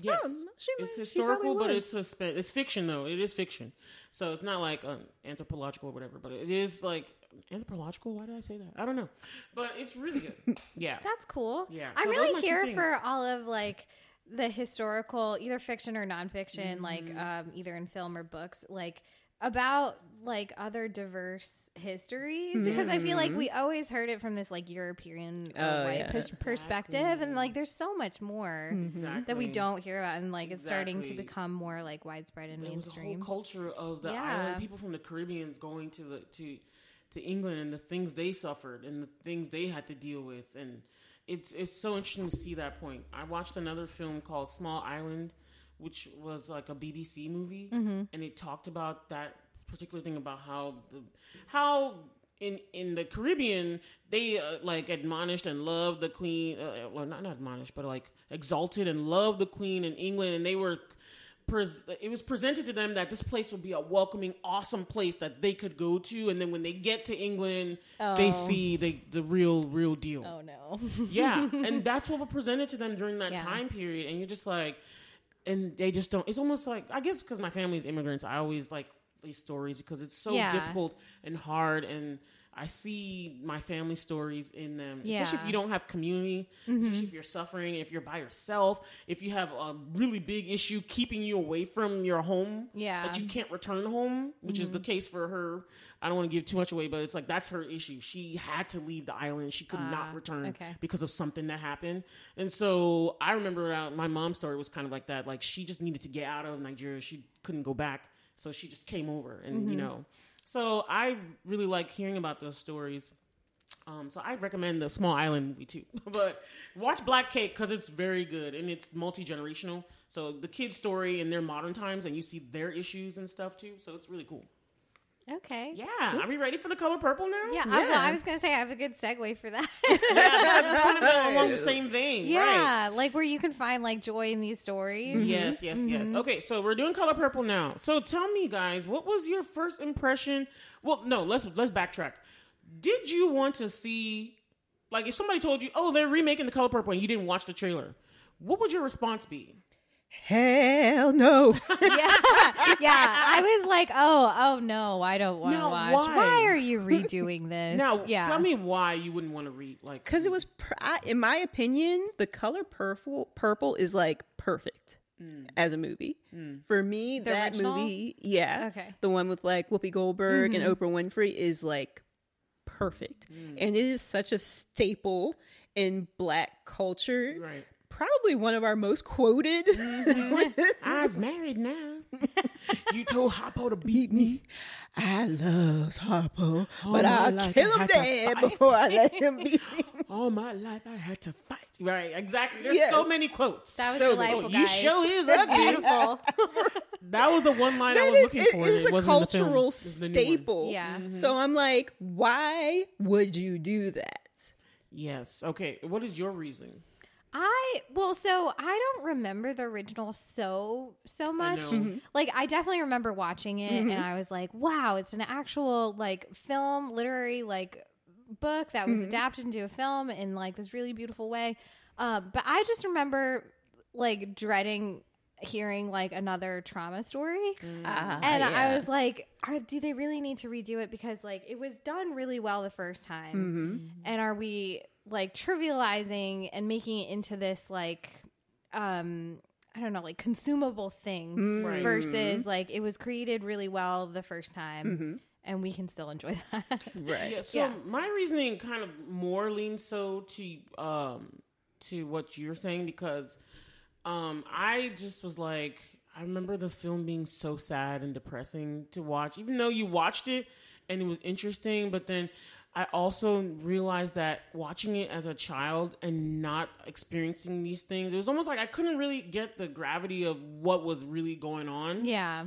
You're just watching it because you're watching it. But if you're like, I don't know, I guess we were like maybe in middle school or something. I'm not even sure when I first watched it, because I know it came out in 85, so none of us were born then. Yeah. I didn't even realize it came out that long ago. I was like, dang, 85 was a long time ago. Yeah, it was definitely like an older movie to me when I watched it. I thought it came out in the 90s. Yeah. And so, but it was just I was like, no, this is like a depressing story. Are you just going to make it? Like, I was thinking 12 Years a Slave was happening, because I was kind of dreading. I was like, I don't know if I can watch another. I can't do slave movies anymore. There's some very depressing times, but my overall sense of the original one was just, it's triumph. You need to be right. I agree with you. And I it's think a mix of both for me. I might have missed that when I watched it originally, like as a kid, like especially when you watch it when you were younger. Right. I watched it like on TV, and like, you know, I don't have that access to like the cultural significance of like that. Like, I watched it with my mom, and we thought it was a really good story, but like we didn't have that like historical understanding necessarily. So yeah, like yeah. And I like you. Well, I have like this remake fatigue, reboot fatigue that I have, because I'm just like, why can't we just make new things? Why can't we make new things? But like Whitney, I also felt like this was a staple film. I was like, this doesn't need to be redone. But again, I wasn't aware until much later that there was a musical version. And then I didn't even know that some of the people that are in the film version now were in musical versions of it in previous years. I didn't know that part either. Yeah, like Fantasia actually played Celie in the Broadway version long ago. Okay. And then the person that plays Sophia Danielle Brooks, she plays Sophia. I'm sure a lot of the original cast, I imagine, would be. I think it's only those two. Oh, okay. Only those two. And then other people. There's so many like other like dancers people, and singers. You know, when it comes to the shows, a lot of people reprise and replay. You know, so many people have played like different Hamilton, you know, versions. So it's like, but they originated it when it started. And then even Jennifer Hudson played Shug in the Broadway. Okay. Really? Yeah. Yeah. I watched a lot of stuff afterwards about this. So I went and listening to them, and I wanted to know what was different, I just wanted to know why it was redone now. Yeah. But watching the trailer, it looked so like I don't know if it was the colors or the hues, and I'm very much attracted to colors and hues, but it was like it was very something. Vibrant. It was very vibrant. Some of the scenes were interesting, and then seeing the like little clips and snips of the dance numbers, I was like, wait a minute. And then the backing like music behind it and the vocals, like culminating. Vocals were beautiful. Yeah, I'm just like, after being irrationally angry. Or maybe rationally angry when I heard they were doing it. And seeing the first YouTube trailer, I'm like, damn, that looks good. Yes. As soon as I saw the trailer, I was like, this is something I need to watch. Or I wanted to watch this. So, like you said, not wanting to be part of the Trauma Olympics, but wanting to see what this new reimagining did. That's why I wanted to watch it. I saw the talent in it as well. And I was like, oh, wow, I haven't seen Fantasia in a minute. I was really, when I heard it was Fantasia, I was like, oh, I really want to see it. Yeah. I wanted to see her chops because I was like, I haven't seen her act. Her voice is beautiful. Her voice is amazing. And then people don't know how well Taraji can sing. Taraji was I killing the heck out of it. In this one, you really hear her. Yeah. I just really love, I mean, Fantasia's fantastic, but something about the vocal quality of Taraji's voice, I like even maybe more so. Okay. No, I don't blame. I'm just like, okay, but I love Fantasia's voice. That perspective, because her voice is very unique to me. It is. It's almost like she's this belting quality, but it's almost like so contained because how high her voice is, and it's kind of like whispery or soft. Something about her voice gets soft, but then I don't know. I love the quality of. I have this weird thing where its vocal quality really attracts me. Yeah. Certain voices, I'm like, oh God, I need to hear that more. Right. So Taraji, like I said, I was very impressed with her. But I love Fantasia's voice. I love her voice, I wanted to hear it. Everybody sang wonderfully. Yeah. Wonderfully. I hadn't heard Danielle Brooks sing either. Soundtrack was gorgeous. Oh my gosh. Oh my God. So me and Jane watched it together, and that's when I asked her to join us on the pod today. We can blur it out together. But on the way, because the weird thing was, I assumed that when we had picked the showtime that people are going to watch other stuff. By the time we got to the theater, for the time we picked. That all the seats were sold out. We couldn't get no seats. And honestly, we should have known. Wait, where'd y'all go? We went to AMC on a weekend. But you hadn't pre-bought your tickets. You went. The tickets. Because I have issues with AMC. And honestly, we should have known the community would come out and interrupt. Like it was, But it was weekend, been out for like a week already. But it was also during it came out Christmas Day, so people who were with family and stuff, they were gonna have to wait. New Year's weekend. It was right before New Year's. It didn't click in our brains. Me too. Everybody is pretty much off or they're coming into town, so there's more people around, so they need something to do on Saturday before New Year's. So they went to the movie theater. We ended up having to drive to another theater and watch a little bit later showing, and we literally got there just in time for it to get started. It was literally starting when we sat down. We were I drove her in my new car, so I was on the way back to her car because I just said, let's go together. Really, I should just let her drive and we both be over there, but it was fine. Yeah. So driving back, we listened to the soundtrack in the car. Yeah, immediately after the movie, we were like, we need to listen to that again. Yes. Because in the beginning, we were like, okay, some of the song, all right. But it was starting to take... it was a mood in the theater too, because everyone, people were clapping, you saw people moving around in their seats, people enjoying it. And then so one enjoyable. thing you gotta love with people of color is they just gonna be them no matter what. And certain scenes, and you can hear the comments. I remember telling her okay, so a lot of people had a problem with the Shug and Celie's love interest thing. Yeah, I definitely heard some of those. Past. Yeah, did you hear that? I still had the same problem because I'm these. When I went to see it with my mom, it was also sold out. But I had bought our tickets on a Tuesday before, so pre-bought them. Yeah. But when we got there to do the pickup, it took a while just to do the little thing because we went to Cinema Cafe, and there were so many people doing their ticket pickup, and I'm I hope we don't miss trailers because I love trailers. But they had a little sign at the thing where you could actually buy them instead of just picking them up. That was the 1:30 and the 3:30 shows are sold out for the color purple. I'm but it's awesome to see just completely sold out. So many. I have never since going to Cinema Cafe. I've never seen it that packed ever. Yeah, I since Woman King was one of the times it was super packed that I enjoyed watching. I think it was even more packed than that. But I love that they so much got into this. I'm not gonna lie. Like I said, we heard some. A whole row of people below us were complaining, making when they had the little kiss scene and everything. Considering that the older generation also they're not down with it. But then they had the heckling parts, and they had but then I'm telling you, towards the third half, you were just in cry mode. I literally was bawling. I was think crying the whole like a baby. theater was just as much as they had comments and they were enjoying everything. But I swear, when I went to the bathroom afterwards, everyone was talking about the film, enjoy how much they liked it. They were talking about also crying so much, and I was I swear, the last third of the movie, I literally was just crying. I was just trying to wipe my face, but like, I hope I had to do that too. I was was like, you don't have to be shy, but I was crying. Literally crying through all the songs, all the scenes. Yeah, I was just done. And it's so funny because, like, before y'all got here, I watched on Max. There's this documentary called "Oprah and the Color Purple Journey." Oh wow, it's great. It's a little under an hour. It's but about the new Color Purple. Yes. Oh, okay. Yes, that's cool. And it was phenomenal. But there's this one part, and they show different clips and stuff, and they're showing one of the parts where Fantasia's singing, and I just got the shivers just all over again.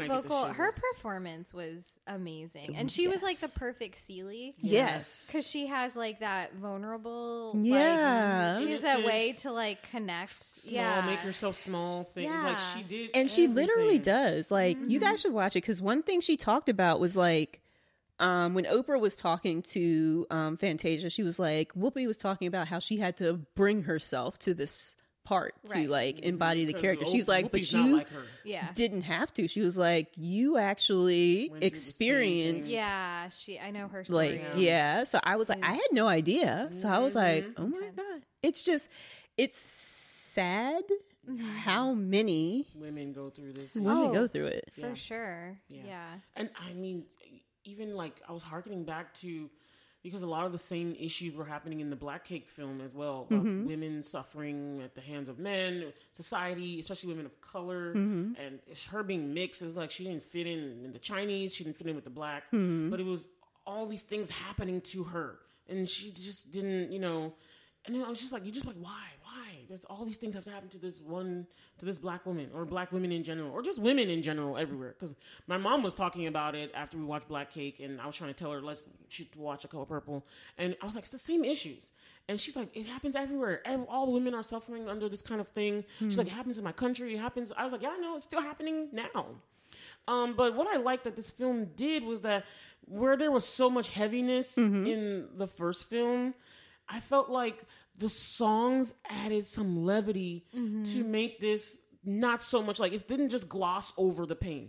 It was just like, how do you get through this pain? Showing how we, especially as Black women and in the Black culture, how we get through these kind of trials and tribulations and continue to live, because a lot of people do. Singing and enjoying. And I watched some interviews, and because Fantasia had said that she had to stop being Celie because it was like her life and Celie's life were like parallel. Too similar. And it was like she was wearing the weight of the character and her life weight, and it was too much. And that's why she had come out and done an interview saying she would never do The Color Purple ever again. And then they asked her to do it this time, and she said no right away. Oh, wow. But then the director, Blitz, his name is Blitz I think Bamalake or Bamaleke, sorry if I got it wrong.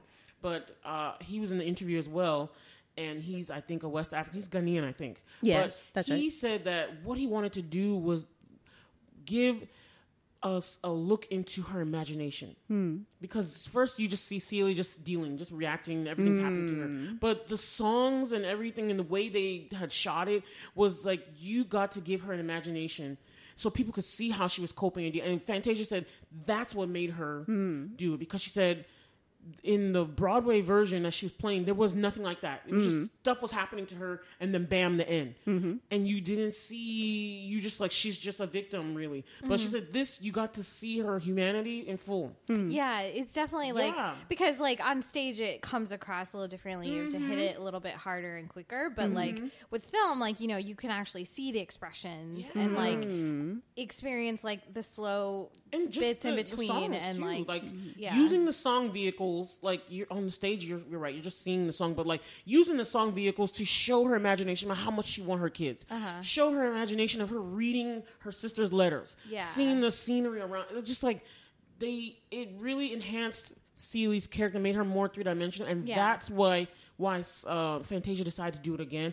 And I thought that was a good addition to make it more palatable for now, because you're not glossing over the harsh issues, but you're also not just saying, oh, this is happening and this just this and this, she's a victim, and you're showing that she's a person triumphing and coping right with life circumstances. Yeah, you know? I think so. That was kind of like why I was apprehensive of watching it. Also, was not just because like I didn't want to see another trauma film, but like also like I was a little skeptical of it being like based off of the musical, and like I hadn't heard too much about the musical, so like. You know, unfortunately, like my assumption is that like, you know, sometimes musicals can like bring out really good things about a story, but also sometimes it can like you were saying, like gloss over and make it too light or, and then so like this is not based off of the book. This is based off the movie that's based off the book. So then I'm like, how distilled is it going to be? And like, how true is it going to be to like 'cause you're right. the fiction? Like I was a fan of the book first before I even. And I've never read the book, and I have not because the movie was there. Yeah, I mean, like I think I saw the book first when I was a kid, but then I like read the book in college, and like I really liked the book. So like I was just like really worried it was just going to be too like far away from that, and it really wasn't. It like was really well grounded in like bringing that balance of like joy and like just and suffering and triumph. Yeah, just experiencing that emotion through song, and not like all of the songs were pretty joyful, but like it just brought so much more like levity to it, and it was really good. That's what I'm saying. That's why I kind of was able to I kind of like this version more than the old one. I do, actually. I like this version, and I would watch this version more. It's a different style. I think I would go back and rewatch this which is a good reason to well, to me, probably the only good reason to make remake or redo something is to do something different with it. Yeah, right. That's a really good point, because I think that was also the thing. It's like, why do we need to constantly be remaking these things? Like, can we do something original? And that was, I feel like this remake was definitely justified. After watching it, like I could see like the perspective was different, but it was also staying really true to the story. Yeah. I also love the nod scene to the Africa scene where they did the dancing that and was the Ghanaian beautiful. outfits. That was so cool. I was just like, yes, my culture. The colors were just, the cinematography in this was like, it was beautiful. so beautiful. Yeah. it was beautiful, phenomenal. Yeah. That's one comment my mom had that was about also it. the vibrancy of it. Yeah, very also vibrant. Added some levity too, but it's like you were still seeing the scene. Like, let's be real, the scenes where he was popping her around, and I was thinking to my mind, it was like, actually, did he? I feel like hit even her more so brutal much? than the 85 one. I was like, did he hit her this much? I really need to watch the original. Me too. Because like I don't remember, but I just remember feeling like so like shocked as a kid. So like I don't know. But like, and for some reason I did not remember there being a redemptive quality to Mister. I wasn't sure if there was. Yeah, in the first one, he does pay to bring her family over, but that's pretty much what you see. You see them reunite, her family reuniting, and you kind of see him in the distance at the end. But they don't show like the thing with the pants and all that. They don't show any type of reconciliation in the 85 film. It's in the Broadway, because me and my mom actually saw it. It was probably a decade ago or more. I was still in college when I saw it. So the pants. So then, how does the Broadway? I'm sorry. This was better, I think. Really? Yeah. Okay. Because So like was the pants when in I the saw book? it, it was good. Did she have a pants shop in the book as well? Honestly, I don't remember. Did she have a pants shop in the 85 I version? asked Liqua, because I haven't read the book, and I think that Liqua said that they did have like the pants thing. I think in the book. Yeah. Okay, was it in the Broadway as well? I mean, It was in the 85 version. Broadway. So I felt like the Broadway added a little bit more to the end of the story. Was it in the 85 version? No. Okay, The that's pants, why I don't remember. And plus the pants thing with her opening the pants shop was also not in the 85 version, I'm pretty sure.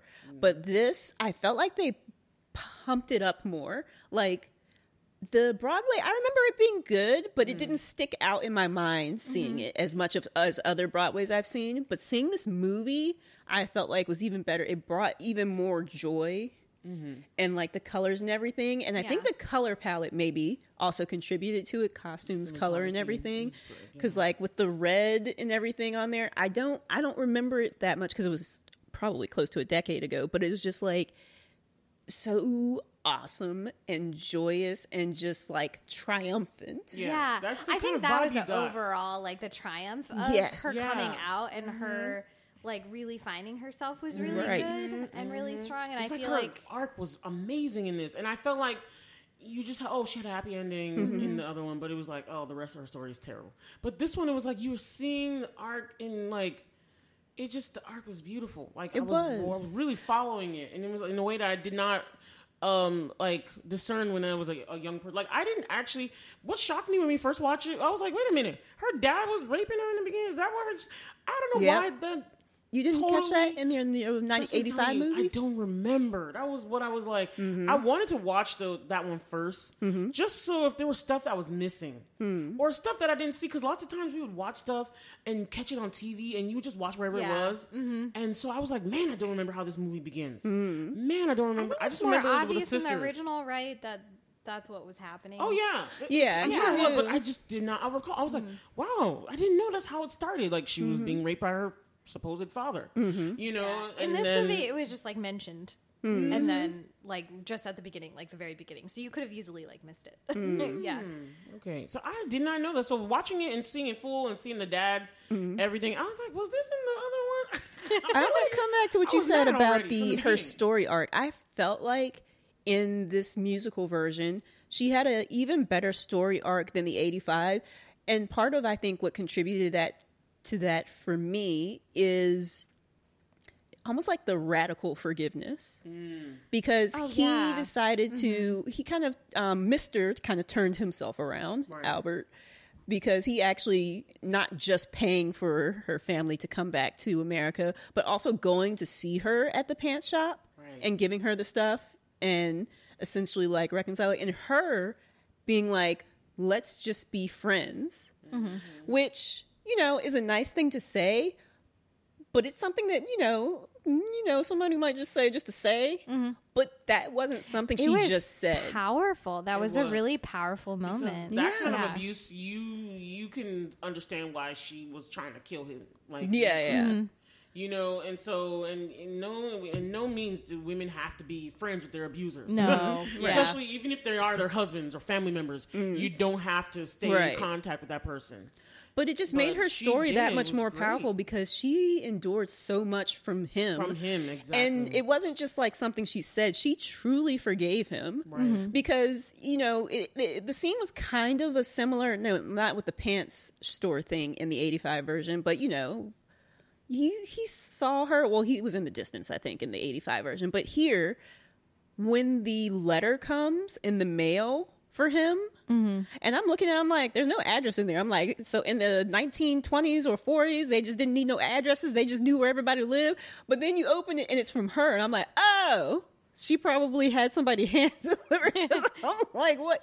Like, the fact that she invited him to her celebration, like, that shows true forgiveness. Like, I'm not just saying I forgive you. I am going to invite you to actually be friends. Let's establish a healthy relationship of friendship. And she didn't have no kids for him, right? No. Her kids were still just her 2 kids. Oh, wow. It was amazing. So that to me was just made it like that much better, because it's like, that was such an amazing story arc. Like the strength that it would take for her to survive, number one, but to survive and then forgive. Right. Yeah. But then also, every time. Oh, Lord. Yeah, like also her having the strength to create that boundary. Like, no, I'm not. Like, he was like, you know, trying to reconcile with her. And it would have been like, you know, this isn't necessarily always true, but like, we see a lot of women who come out of these traumatic situations where it's so easy to go back to that pattern. And so, like, you know, I don't remember what the number is, but like for a woman to leave an abusive partner or a person to leave an abusive partner, like they can leave like I think that average is like 50 or like it's just like some ridiculously high number because they keep going back. It's really hard to break that pattern. So obviously like that would be hard to like do in a movie, but like I think just showing like she's not going to give in to going back to like the easy route and say like, no, I'm going to say no to you. And like that's really powerful. Like her being able to say like, no, I just want to be friends. And that was really nice. I like that insight from you. That was great. Like that insight. You have a psychology degree. Okay. I just want to say I loved Danielle Brooks's version of Sophia, because Sophia was perfectly like my cast. chick. She was the best. She's like a scene stealer. Like for sure. The way she just stalks, and it was like I hated what happened to her because it was like, again, you see women that are of considerable strength and power and have that kind of essence where I don't care who you are, you're not going to push me down. Then it was almost like the world has to subdue her. And that's what ended up happening to her because of racism. And I felt so bad at this strong, beautiful... Like, I literally felt sad watching her scenes because I knew that... I felt like watching Oprah's version, I was like, yeah. But watching Danielle Brooks' version, I was like, no, do not do this to this woman. Because she's so she was effervescent. so effervescent. She's strong. She totally like just charismatic. encompassed that character. Yes, like, and then she was the strong room with her personality. Yes, and I was like, I mean, yeah, you're not going to tell her what to do because you're just not going to tell her what to do. She was, you know, and I love that way she walked, and she was just like, so happy. It was with just herself. like the way she like moved her arms. She kind of It was stopped like while she walked, and I love that. And I love at the end of so Hell bold. No, like Hell that No. final. That like, was one of our head favorite songs. Wag at the No. end. Great. I was like, oh, that's amazing. I enjoyed that. I enjoyed that part. She like, was that a was one of my good favorite dose songs. of like comedic relief too. Yes. Yeah, for sure. So, and I'm not gonna lie to you, something that everyone talked about, but my favorite scene of hers in the film, she had many, but my absolute favorite one was when she laughed and then went straight into crying at the dinner table. Oh, Yeah. That was beautiful. done. I That was like, was. kudos. Yes. Because I could not figure out how she did that. Because at first I was like, oh yeah, she's laughing. But then it went straight into the cry, and it was just so seamless. It was And I was perfect. Like, it was Yeah. so That was like, beautiful. I That like was this. a I like when beautiful they act, and it's just the words don't need to be there. It was all conveyed in that one part. So And I yeah, liked it. so I will say, like, I feel like that highlights maybe like some small criticism. Like, I like for sure, I love this movie, but I will say, like, maybe a small criticism there would be like some of those scenes where it was heavy, and I think like maybe the They tried to make pacing. it too- The pacing was like obviously like really fast. We have to get through these story beats and also add songs and like do all this stuff. So I feel like you just didn't have some of that time to really like. I feel like that scene was super powerful, but it was really short. Like when you think of like how that scene played out, and like I would have liked to focus in, but then immediately after that, that's when Celie has her her realization, and that's also a huge moment, right? So like I think like some of those. It's always a dinner table scene. Yeah. I love a dinner table scene. So some of those scenes, like that one, and then like just like the beginning, like obviously like you kind of have to rush through the background to get into the meat of the story, but So you wanted them to linger a little bit. I think a little bit of lingering, but like part of like what makes this movie good is that they don't overdo the lingering. So it's like I think they struck a really good balance, but I think like the perfect balance would have just been like just a tiny bit more, but like I wouldn't say that that's like a sharp criticism at all, like because No, that's good. That's a I point had you observed. what And I think it's fine. initially was going to be a criticism as I watched the movie, because as I'm watching, I'm like, this movie's so great,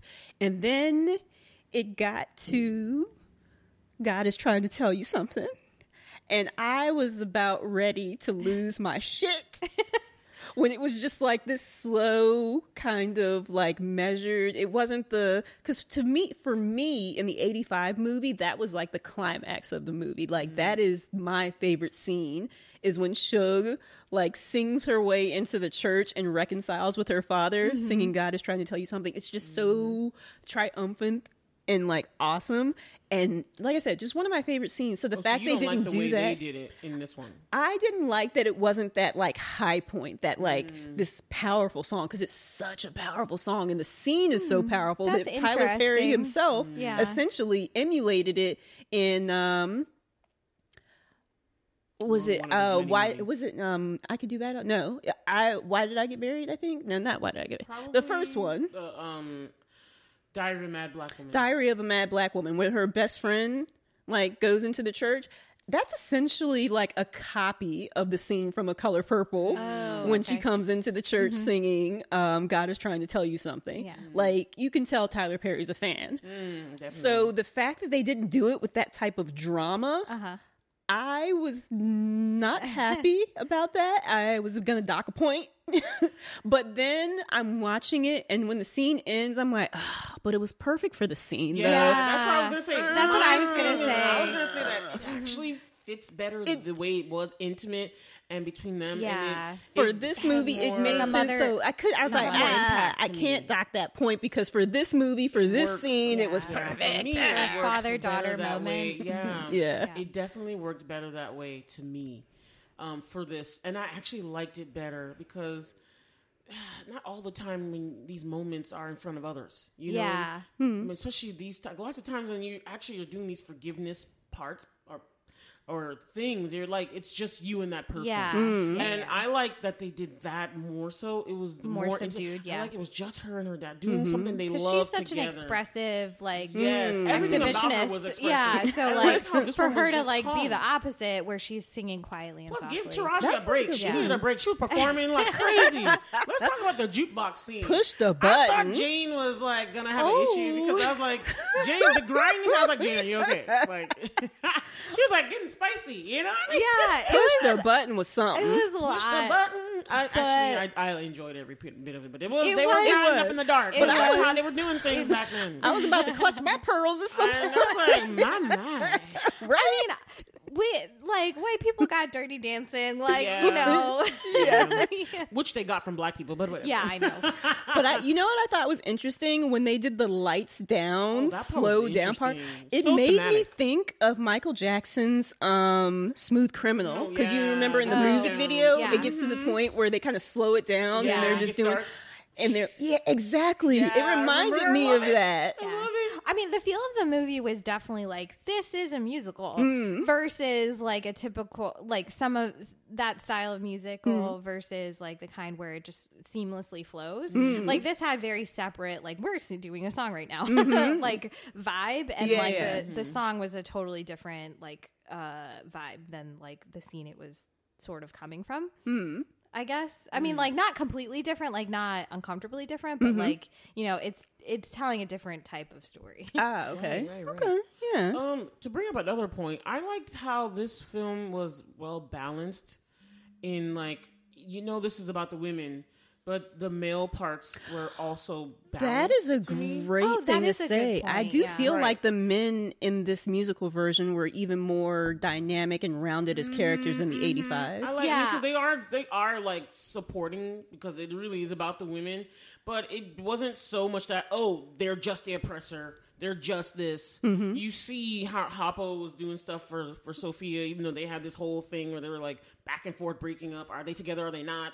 You know, and then the whole thing like bumping up Mister's role, especially showing the part where he lost his farm and all this stuff. Like, I'm not gonna lie to you, I said it in my mind when she said something about everything with her fingers, everything, and I was like, put that curse on him. I know, she was like, I fully support this. That's a curse she put on you. You know what I mean? No, I recognize it too in our culture. Like, she put in a curse on you. And seeing him in his, degraded state, even at his son, but even that little moment between him and his son where he was like, you could tell based on his father-son relationship with Mr. and his father, you're just like, you could see where the trouble lies. You know what I mean? You can see where it came from. It was an interesting, it was like a... his little moment with Hoppo, that little part where he was kicking him out, but he was like, it was that small, tiny moment of like acknowledgement. Just tiny enough. Yeah. Vicious cycle. That's the word I was looking for. Vicious cycle. Yeah. A vicious cycle because it's like it came from his father and his father probably got it from his father. Yeah.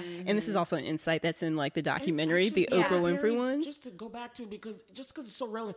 In Tyler Perry's story, we found out his father, the same thing, the father that raised him anyway, he was constantly abused when he was younger. Like, the person that took him, like, their person was a slave or something, and then it was like the only thing he was like found in a ditch when he was young.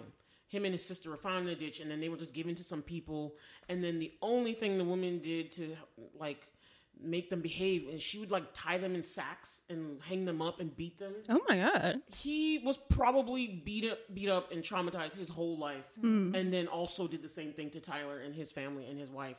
Because he didn't know any other way. Yeah. But my point in that was like, you know what they say. Cycle. Hurt people hurt people. That's exactly what I was getting to. Yeah, girl. Hurt people hurt people. So it was like, that's what the dad was doing. Like, oh Lord, when she spilled his water, I just... So they talked about that in the documentary?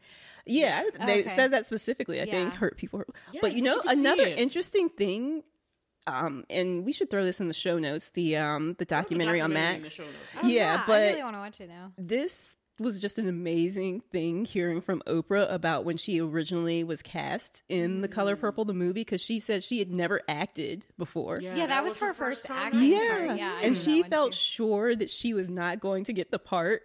Oh. And like when she got it, she was actually apparently on like a fat farm. She was trying to lose weight. Mm-hmm. And Steven Spielberg called her, and she's in the documentary talking about this, and she's like, she gets a call from Steven Spielberg. He's like, I hear you're at a fat farm. If you lose a pound, you may lose this part. Oh, no. Oh. And she was like, so I stopped at a Dairy Queen on the way out just to be sure. That is a funny little tidbit. That's a funny little tidbit, you know? Yeah, but I mean... Back when Oprah was an Oprah. I know. Like, right? I still remember the song. Remember? Oh, Oprah. Her show and everything. Oh, man. But I love that she was involved. Her and Steven were involved in this again. That's part of what also made me feel safer. I think that's why they were like, Steven, can you please produce this? I'm sure it was kind of like, because people won't come to see this if you like, you know, you weren't. And it's also interesting that Steven Spielberg directed the first one, but they also talked about it in the documentary that Quincy Jones asked him to direct it. And he initially was saying no, because he's like, I don't feel comfortable doing this. And I mean, I think that was a criticism of the movie as well. Like, I think a lot of people criticize, like, the 85 version for, like, okay, who's telling this story? And, like, you're painting this picture. And that's why, like, some people did view it as, like just a meditation on, like, this trauma and stuff like that. And then, like, also, like, some of the characters were very like one-dimensional, I would say. So like that's why I appreciated the person who did it, because I don't know if he's an African, like a hyphenated one. Like basically, I don't know if he's a Ghanaian American or he was just born there, raised here. I don't know his whole story, but it was like he's a person that understands both. And I always have this criticism with especially Africans that come over and they look down on Black Americans, or they just don't understand because they don't know the history of what happened to Black people for them to be in this state. And I was like, no, you have to understand both. And I felt like the director understood both. He understood the assignment. He understood both sides of what was going on here, to tell the part where they were in Africa and to tell her story. And it was like, and to give her that imagination and a coping thing. And it was like, he understood the fullness. I hate to say this, but I feel like it was kind of better that a Black person did this version, and I think he got the vision right for it. Yeah. So that everything hits. You know what I mean? Because I don't know because I don't remember all of the old one of what was left out and what was. I really do need to rewatch it so I could compare. But I definitely feel like you're right. This one is more developed. More, you could tell somebody was thinking about these little things, like these things that enhance the film so much. Somebody was thinking about it, and that's the vision of the director. Hearing him talking in interviews, I was like, oh my God, he really like knew what he was doing. They even throw around the word that I really love is magical realism. Oh yeah, which is kind of why he wanted to do the musical part still, because he could have chose like, we're not doing the music. But he was like, no, we're going to keep that, and it's going to add to the magical realism. I feel like it's elevated because of the music. Right. Yeah. For me, I don't know. I know this is like, some people just don't like musicals, period. I know. But for me, I don't know. Sometimes for horror movies, I have like connect with the story more, I guess because of like the triumph and like the overcoming things. But musicals also, for me in particular, I feel like they touch me further because of the music. You get to experience the emotions. Yeah, it's heightened emotional, like the music bops. Yeah, there's a reason. Because how do you express love? It's so hard to express love and like how just people fall in love. Yeah. Like, falling in love part is the hardest to like depict. No, right. So you need to do it in a song. Somebody's always in the desert in a beautiful sari, or they're on the snow mountain with no snow clothes, and then you get it. Some field meadow, you understand. And then you just get it. They're La La Land. Exactly. Infatuation. Yeah. Right? So, but that's I love how Bollywood does it. Yeah. But like the choreography hit me in this movie. I'm like, oh my God. I was like, oh yeah, that's a new step. I was like, oh. I was like, yeah, some of those steps I was like, oh, they were like the leg. Oh God! I'm so sorry. I'm sorry. Knocking over I Mike. was getting a little too excited. But I'll stay still. But I was watching the steps. I was like, yo, some of this is mixed steps from now and then old time, and then I recognize some of the dance steps. And that's TikTok one thing videos. that the director said in like the documentary. He's like, I wanted to make the color purple for now. Yeah, I think he did a good job. Yeah. I think he did. Yeah, and I mean, like me, like I was thinking, like, why would they do a musical? And now that I've seen it, I'm like, why they cannot do it without it being a musical? Like, Right? because it just makes so much sense for the story and like to really like express like all of that emotion, and then just also be like really relatable to like Black culture and like you know. I think I was talking about how Taraj did an interview and like people were like questioning like the tone of the movie, and she was like, you know, when Black people overcome like these things, they do it with joy and they go to church and they sing and they dance, and like you can't have that. It was so full. Like the film was so full. I even was like, I don't remember there being this much church or God references in the first one. Yeah. And I was like, I like this. It was beautiful. I love the recognize spirituality of it too. Yeah. Super spiritual. It was. More so, and I really like that. Can we get into certain characters now? Like, I might be critiquing. Okay. So some characters that I felt like fell short a bit was the character Her played. You know the singer Squeak? Her? Squeak, is that her name? Well, that's not her. Squish? Her name is Mary Wait, Agnes, was but she that goes by her? Squeak. That was her. That Oh was my her, goodness. the artist known as I Her. did not even know that. That was Speaking her. of, I did not love know that her. was Sierra playing like her Oh sister at the my very goodness. Yeah, end. that Because was I'm Sierra. looking And at I her also in her didn't. face. I was like, she looks so familiar. And then I saw her in the credits. I was And like, then She Sierra, didn't know what it. I is told she? her that was Sierra, and it's because I knew Sierra was in the film. I was like, Okay, oh. so Me and let's my talk mom both about watching. them. We were like, Sierra was in this movie? We Right. must have missed her. Who was she? Okay, like, so how do we think their portrayal? What do you think? Because I don't remember. I remember Squeak, but I don't remember Squeak too didn't much. have a big part in the in 85 the one story? either. Okay. So I think It she kind had of made even sense more of a why her part. part would be small. I Yeah. guess. I wanted her to sing more or something. I just Yeah, wanted. her I was voice like, Can I is also for her talk to be about in the here, fact I that they wanted some had more. what's her name, who's married to who's in the Medea movies a lot in Tyler Perry's Medea Tamala movie? Man, yes. Tamala Man, and she ain't saying not a lick. What are you talking about? The first song was sang by Tamala Man. Wait, which first The song? very first song of the film.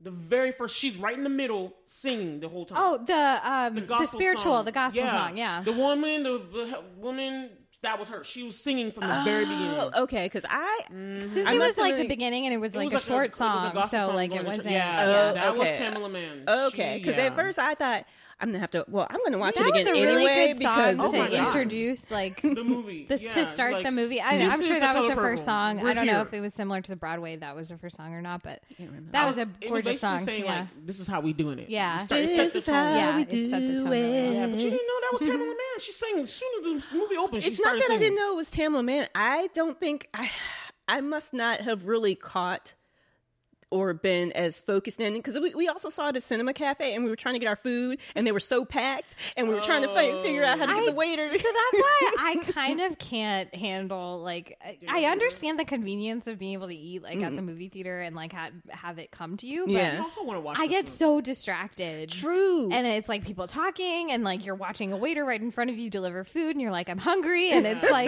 That's why I at Regal, can't. we just sat Like, and watched. I just Right. can't. if I yeah. don't right. order food, I'm usually fine as long as the guy's like not blocking my view. Yeah, because then I feel bad because it's like, oh, they're in my like someone else's line Yeah, of not sight. gonna I'm lie, sure. But if yeah. I am ordering food, like in this case, like I missed some part, like probably not large swaths. I mean, I'm actually probably going to go see it again today because it was amazing. I want to see it again. Yeah, yeah. But like, It's definitely I a must have missed that rewatchable. because I was too busy trying to be like, where's I know, the I totally dude get you. to get my when I took my nieces food to watch order? Aquaman 2 at Cinebistro, the guy was like doing his service correctly, but he was just talking so much to the other people, and I was like, I'm missing something here. But I was just hearing him. Oh, talk that would about drive how me you guys- And he nuts. kept asking everyone if they're Oh, okay, no. and I'm like, yeah, we're fine. Go away. Yeah, like We don't want any so like popcorn. obviously Go that's away. not his fault No, particularly, he was doing but his like job, but he was it's doing just- it well, The too well. concept is like I can understand, but I just can't. So Yeah, like, so certain parts I was like, Yeah. is he not Go done? away. I was like, you don't need to ask us if we're fine. I Just think keep we going. need to bring back intermissions is what we need to do. Oh, yeah. Because movies So are that you starting can go to the lengthen. bathroom. Like we're not at like 90-minute movies anymore. Not not really. Sometimes there are, but and not miss stuff. now they're like 2-3 hours. I It's like, sit and I don't get up. I need an intermission, and watch that's all the film. then we can get snacks. We can spend more money. Right, Jenny. I was like, I need to watch all the films. I It's don't a go to the win-win bathroom. situation. Yeah. But I totally missed the Tamala Man sing, and my mom missed it too. I think we were both trying to get her. She sang right in the beginning. Or maybe that was when we were ordering. I And don't then know. she played Yeah, it the was right at the pastor's beginning. wife, I think, after that, right? Yeah. Not Shug's mom, but the pastor's wife. Yeah. So what did we think about Sierra's portrayal, or at least the work she did? I know it wasn't long. It was, Yeah. but it was good.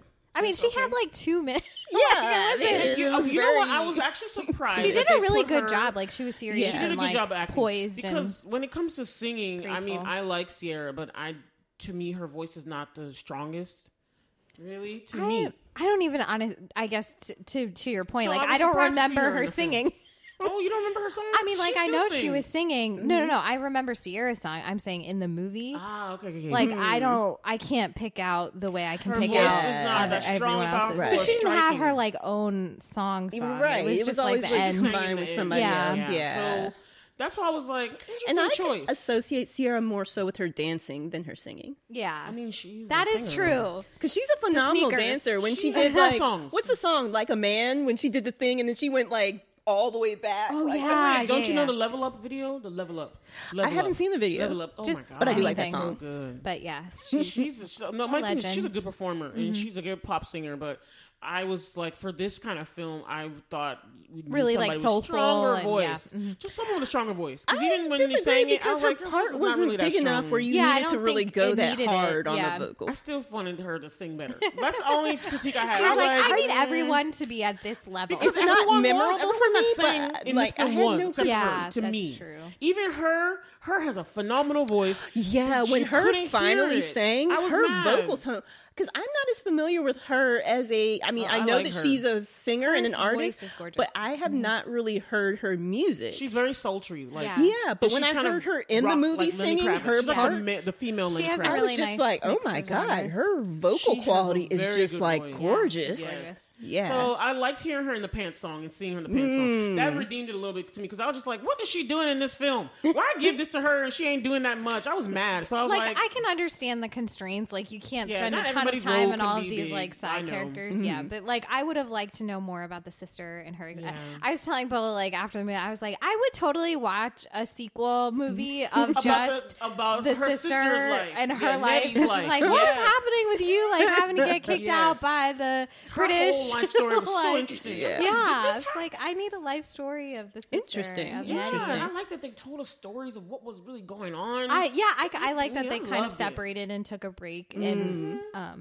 went into That that. was wonderfully done. So, and I mean, Halle Bailey. Let's just not. Oh my god. She She was did so a good. good She was only job. in the movie for like Yeah, a set and amount the of time. But she same did a with really that good job. other Great actress job who in the played beginning. The young younger Celie. Yeah. Because I think this is her only acting credit. I This is looked her on first one. She's IMDb a because she's writer, like basically. exactly I a remember writer.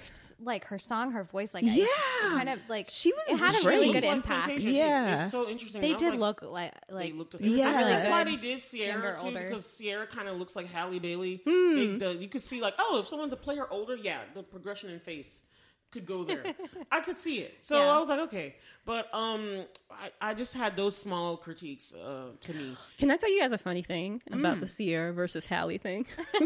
My mom thought that was Halle. Growing up, She's like, she's got the mold and everything. That's Halle. I'm like, so she grew like, a foot and everything. yeah, she was super tall. I'm like, Grew what you up. talking about? I'm like, come on, mom. lost her like young face. oh my. I mean, I not mean, they could do a that lot Sarah with looks makeup, super but I'm like, old, come but on, like, mom. That was you know. clearly. That's clearly another actress. I was like, wow. That's hilarious. But what did your mom think of the film? She loved it. She Oh, loved good. it. Okay. She loved it. Yeah. Yeah.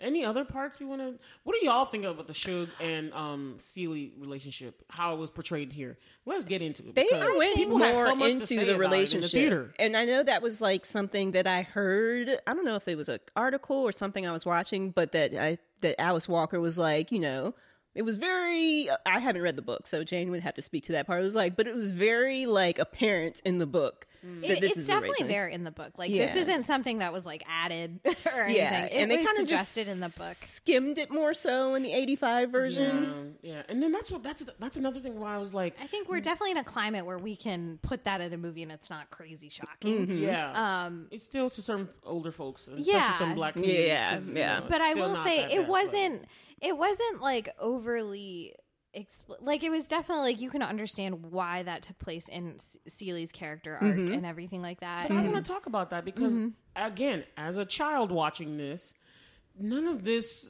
like I don't know if I was just my blinders were on or something where like it literally does pay to watch things as an adult and change, compare it, because I was like when I watched this I was just watching the story and I was like, oh yeah, black people doing stuff, but I literally was getting into this. It was like, oh, of course. Why wouldn't she? This is the first person that's actually showing her some affection in her life after her mom died, her sister left, all this kind of stuff. People hold on to that stuff, like, or at least a person. And it's like, why wouldn't it happen? And Shug was such a liberated person, free, doing what you want to do. And, even the fact that I was like, isn't she bothered by the fact that this woman is over there sleeping with her husband? I looked at that. I was like, I would not be cool with that. But then again, she was like, well, somebody got to do it as long as it's not me. Right. It basically reminded me of the character in the Bridgerton, the Queen Charlotte movie. She played the younger version of her. What is her name? I know who you're talking about. Yeah, I know. Mrs. Avery. Is it Avery? Oh, yeah. No, it's not Avery. I know who you're talking about. But yes. Yeah. You know how Danbury? Lady Danbury? Danbury. Miss Danbury, the younger version of her with her husband. Yeah. And how she would give anything to get rid of him and not have to sleep with him. And it just made me think of that particular part and why she went to this white person, basically the Bridgerton's dad. I just thought about that stuff, and you're just like, now as an adult, you're like, yeah, these things have moral, they bring up moral conflicts, but then you also understand, a little differently from when you're a kid watching these things. And so I was like, oh, this is just apparent here. You know what I mean? But I like how they did it, especially the addition of that bathtub dance number. Oh, that was interesting. Song. Yeah. I was like, that was very interesting that they put that in there. But it was almost like to show what was developing in Celie about her and how she was feeling. And I was like, I like this, even though it's like, okay, yeah. But I liked it, and I didn't have a problem with it. But I just like how they did that. That was a really interesting scene together in the shiny dresses too. Oh yeah, that was cool. That part after the end, it was like it was cross cut between them sitting in the movie theater. Because again, ain't nobody taking her out to do nothing. See, literally, Shug was like her date, for everything. She was dressing her up, taking her out, doing things for her. Nobody showed her that kind of attention and love, affection and stuff. So I just was like, I was fine with it. I love how it was portrayed. Her sister was a different story. Well, there was also Sophia, but Sophia wasn't as present. Yeah, exactly. That's what I'm saying. And it was more the opposite way. It was more the love and affection being going from Celie to Sophia in the support part, whereas it was coming from Shug to Celie for theirs. I really enjoyed this film. Is there anything else you want to bring up, Janie? What about you?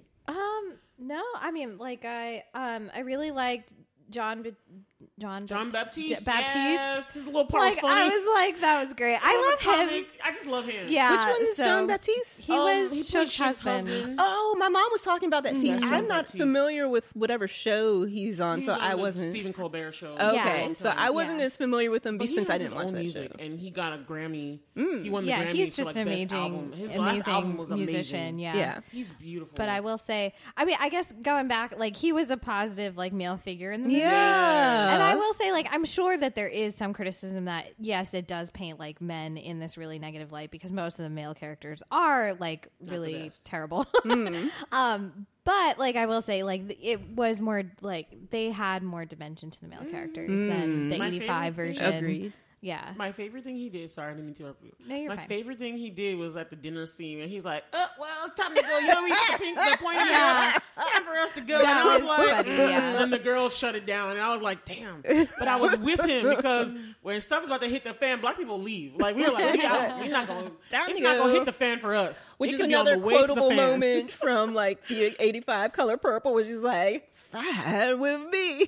And then they're like, time to go. Like they shut down all their instruments. Like the band leaves. Iconic dinner, but that was one of the best parts that he had to me. And then of course his playing. Like honestly, that time period is so John Baptiste anyway. It's like you feel like he's from the 20s. Honestly, he's like so just an groovy. alien who just came out of like time. He sings song. He's just jazzy. That's just him. Yeah, and I love that he was in here for this little part and nice. What he did. It was really cool.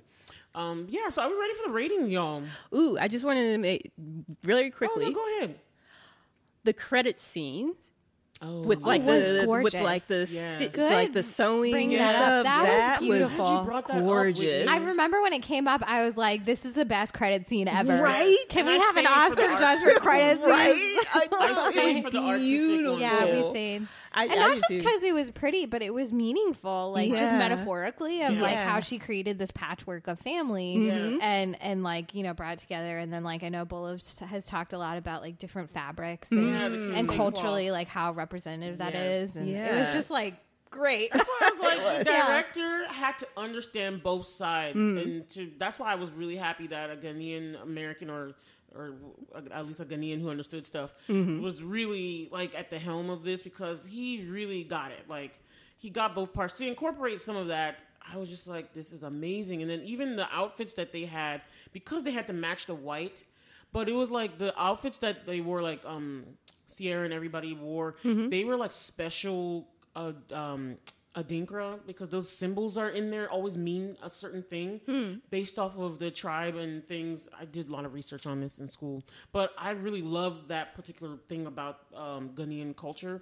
Our fabrics mean stuff and some symbols, but theirs is like particularly unique because they have a ton of them and the symbols are everywhere all over the place, and they all mean something for ages as opposed to just pictures and stuff.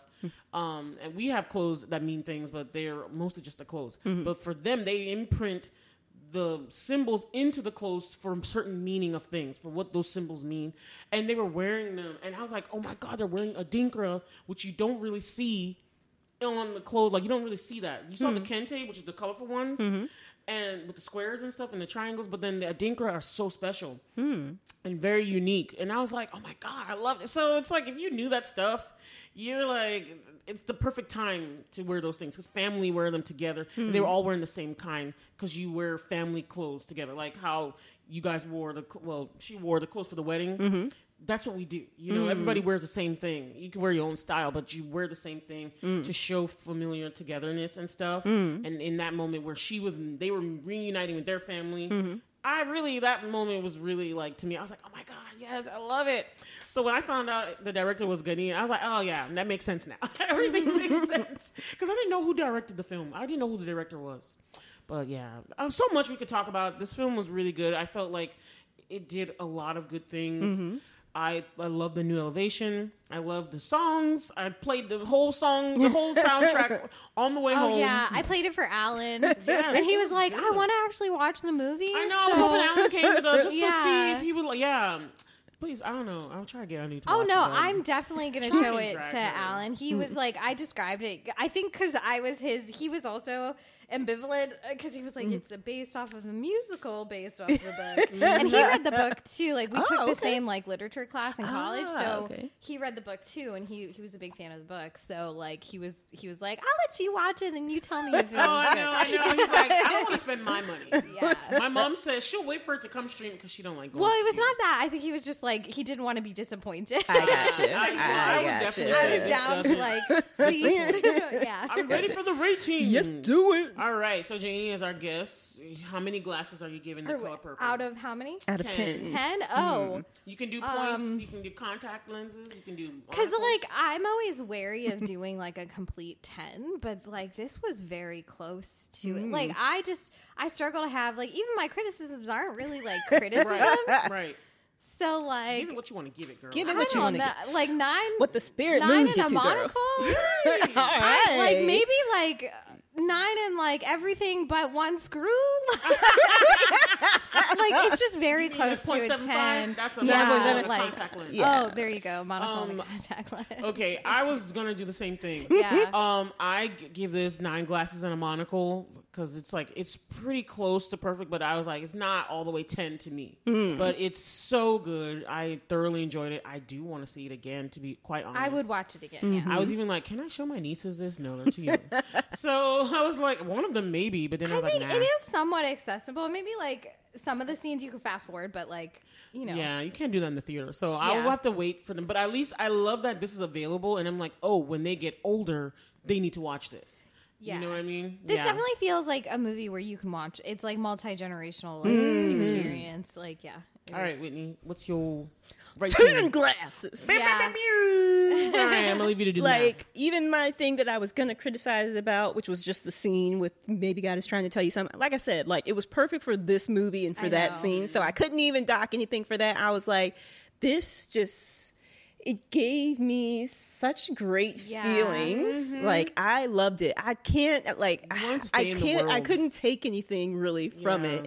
It was just so joyous and triumphant for me. Right, I loved it. Yeah, it's one of those movies that I will think about in the future. I was thinking about it all day, and that's why I went and watched I just wanted to know how it was made or how the process involved, people involved in the process, because it just lingered with you. It just made an impression. I like films like that. You know how there's some movies where you watch and you're just like, oh, that was nice, and then you leave it there.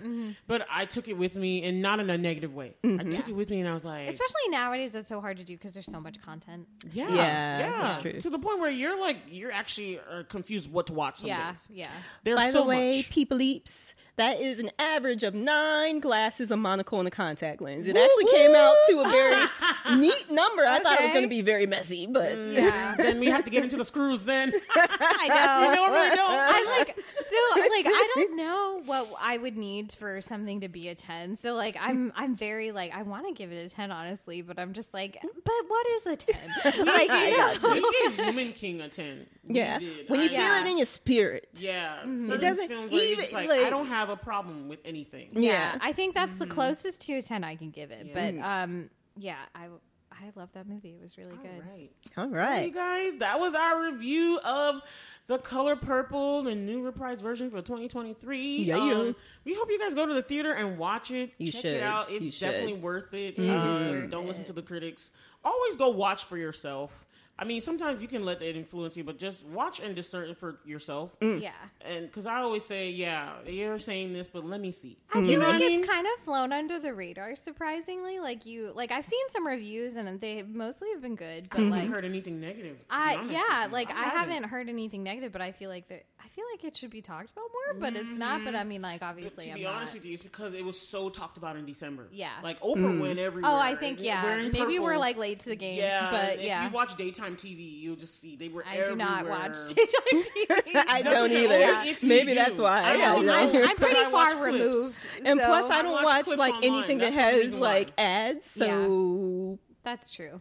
short I of forget YouTube how surfacing out of it I something am as a sometimes. recommended watch, I'm not seeing ads because I pay not to have ads. And that's the only reason why I know, because I watched the clips on YouTube and they were like all over the place. I was like, damn, they went everywhere doing the promo for this. I'm like, so yeah, you have to go out and watch it. So I will highly say- recommend, guys. Hollywood, please do not do this for everything. Like it worked for Yes. this movie But don't remake in this everything. context. I mean, they already are, but like the fact that I'm very skeptical of, even though I really like this one and I was skeptical first and it changed my mind afterwards. I'm so skeptical of like Every Mean other Girls.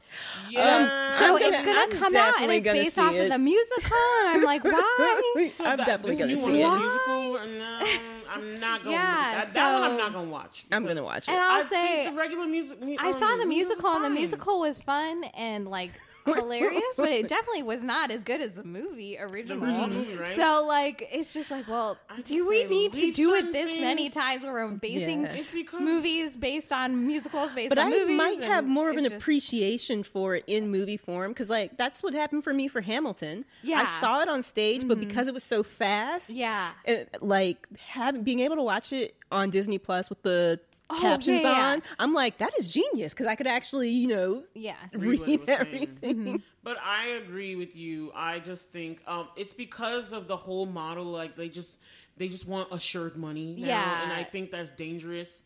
Because then you're not taking risks. Like, part of what was so good about Hollywood back in the 2000s and 99 was that people took chances and put things out, and then you had to gauge reaction. That's it. I feel like nobody's doing that now. They just want reaction. That's why there's so many sequels upon sequels upon sequels. Well, they have to strike a balance, because their point is to make a profit. Yeah, but you have so to try the and make thing new that things allows them to make to take the chance is the stuff. I may be hopeful, but like I feel like we've reached the stage of fatigue of like we have all this streaming, we have all this context. Percy Jackson. But like we have like all the superhero stuff, and they're not doing as well. And like obviously they're still making a bunch of money, but like I feel like or maybe it's just me. Like, I feel like I'm really not geared towards watching that stuff anymore. Or I am, but I'm very limited in like what I'm being very careful with what I spend my time watching. And so like I'm more willing to take a little bit more chances on like some of these artsy movies and like original content that's not based off of like another movie or it's not a remake. I don't mind if it's based off of a book, but like, you know. Oh, that's what I'm saying. There's so much content. Just something in books original, that that's something new stories. I'm like, just invest in the new stories and do that well. Like, I'm not saying that they shouldn't make money. Like, the whole point, the reason why you're doing it, you're making money, and putting the story out there. But at the same time, it's like if you constantly are just banking on the success of something that's already been successful, and you're not taking chances on new things that could also be successful. I feel like they have to strike a balance, as they say in Rent. Today for you, tomorrow for me. Exactly. So like today for Harry Potter, tomorrow for whatever new thing is coming out. Like, why are we remaking Harry Potter? Why? Are we remaking? They are remaking. Wait, no, we can't get into this. I will. All right, we'll talk about it later. We'll cut the show off now. Color Purple was great, and it worked. Yes, watch it, everybody. We love it, and this discussion's for another day. Thank you for joining us for this. Thank you for joining us, Jane. Mega episode, everybody. Yes, enjoy it, watch it, listen to it, y'all. And we just hope the whole 2024 just keeps going well for you all. Yeah. Stay safe out there, and always, everybody, continue to what, guys? Blerd out. Bye. Thanks for listening to our podcast. Please subscribe to our show on whatever podcast listening app you use, and share the show with other Blerds and non-Blerds, family and friends. And if you like this episode, please subscribe to our email newsletter at blerdtalkbw.ck.page, and also rate and review our show on Apple Podcasts. Intro and outro music is Twilight by Caption. You can find them on SoundCloud, username Caption spelled CAPSHUN. Show notes by Bola, Hanson, audio engineering by Whitney Booker. And don't forget to get social, you guys. You can email us at blerdtalkbw@gmail.com. And our social media handles on Instagram, Twitter, and TikTok is at blerdtalkbw. And our YouTube channel is youtube.com/@blerdtalkbw. And we've got our individual things going on too. You can find the Triple F Queen on Instagram at Triple F Queen B as in boy. And my YouTube channel is youtube.com/@Triple F Queen B. And you can find me, Whitney, at Luminabi Studios, my company, and the email address is wit@luminabi.com, spelled WHIT @LUMENABI.com. And you can also find me on Twitter at Luminabi Studios.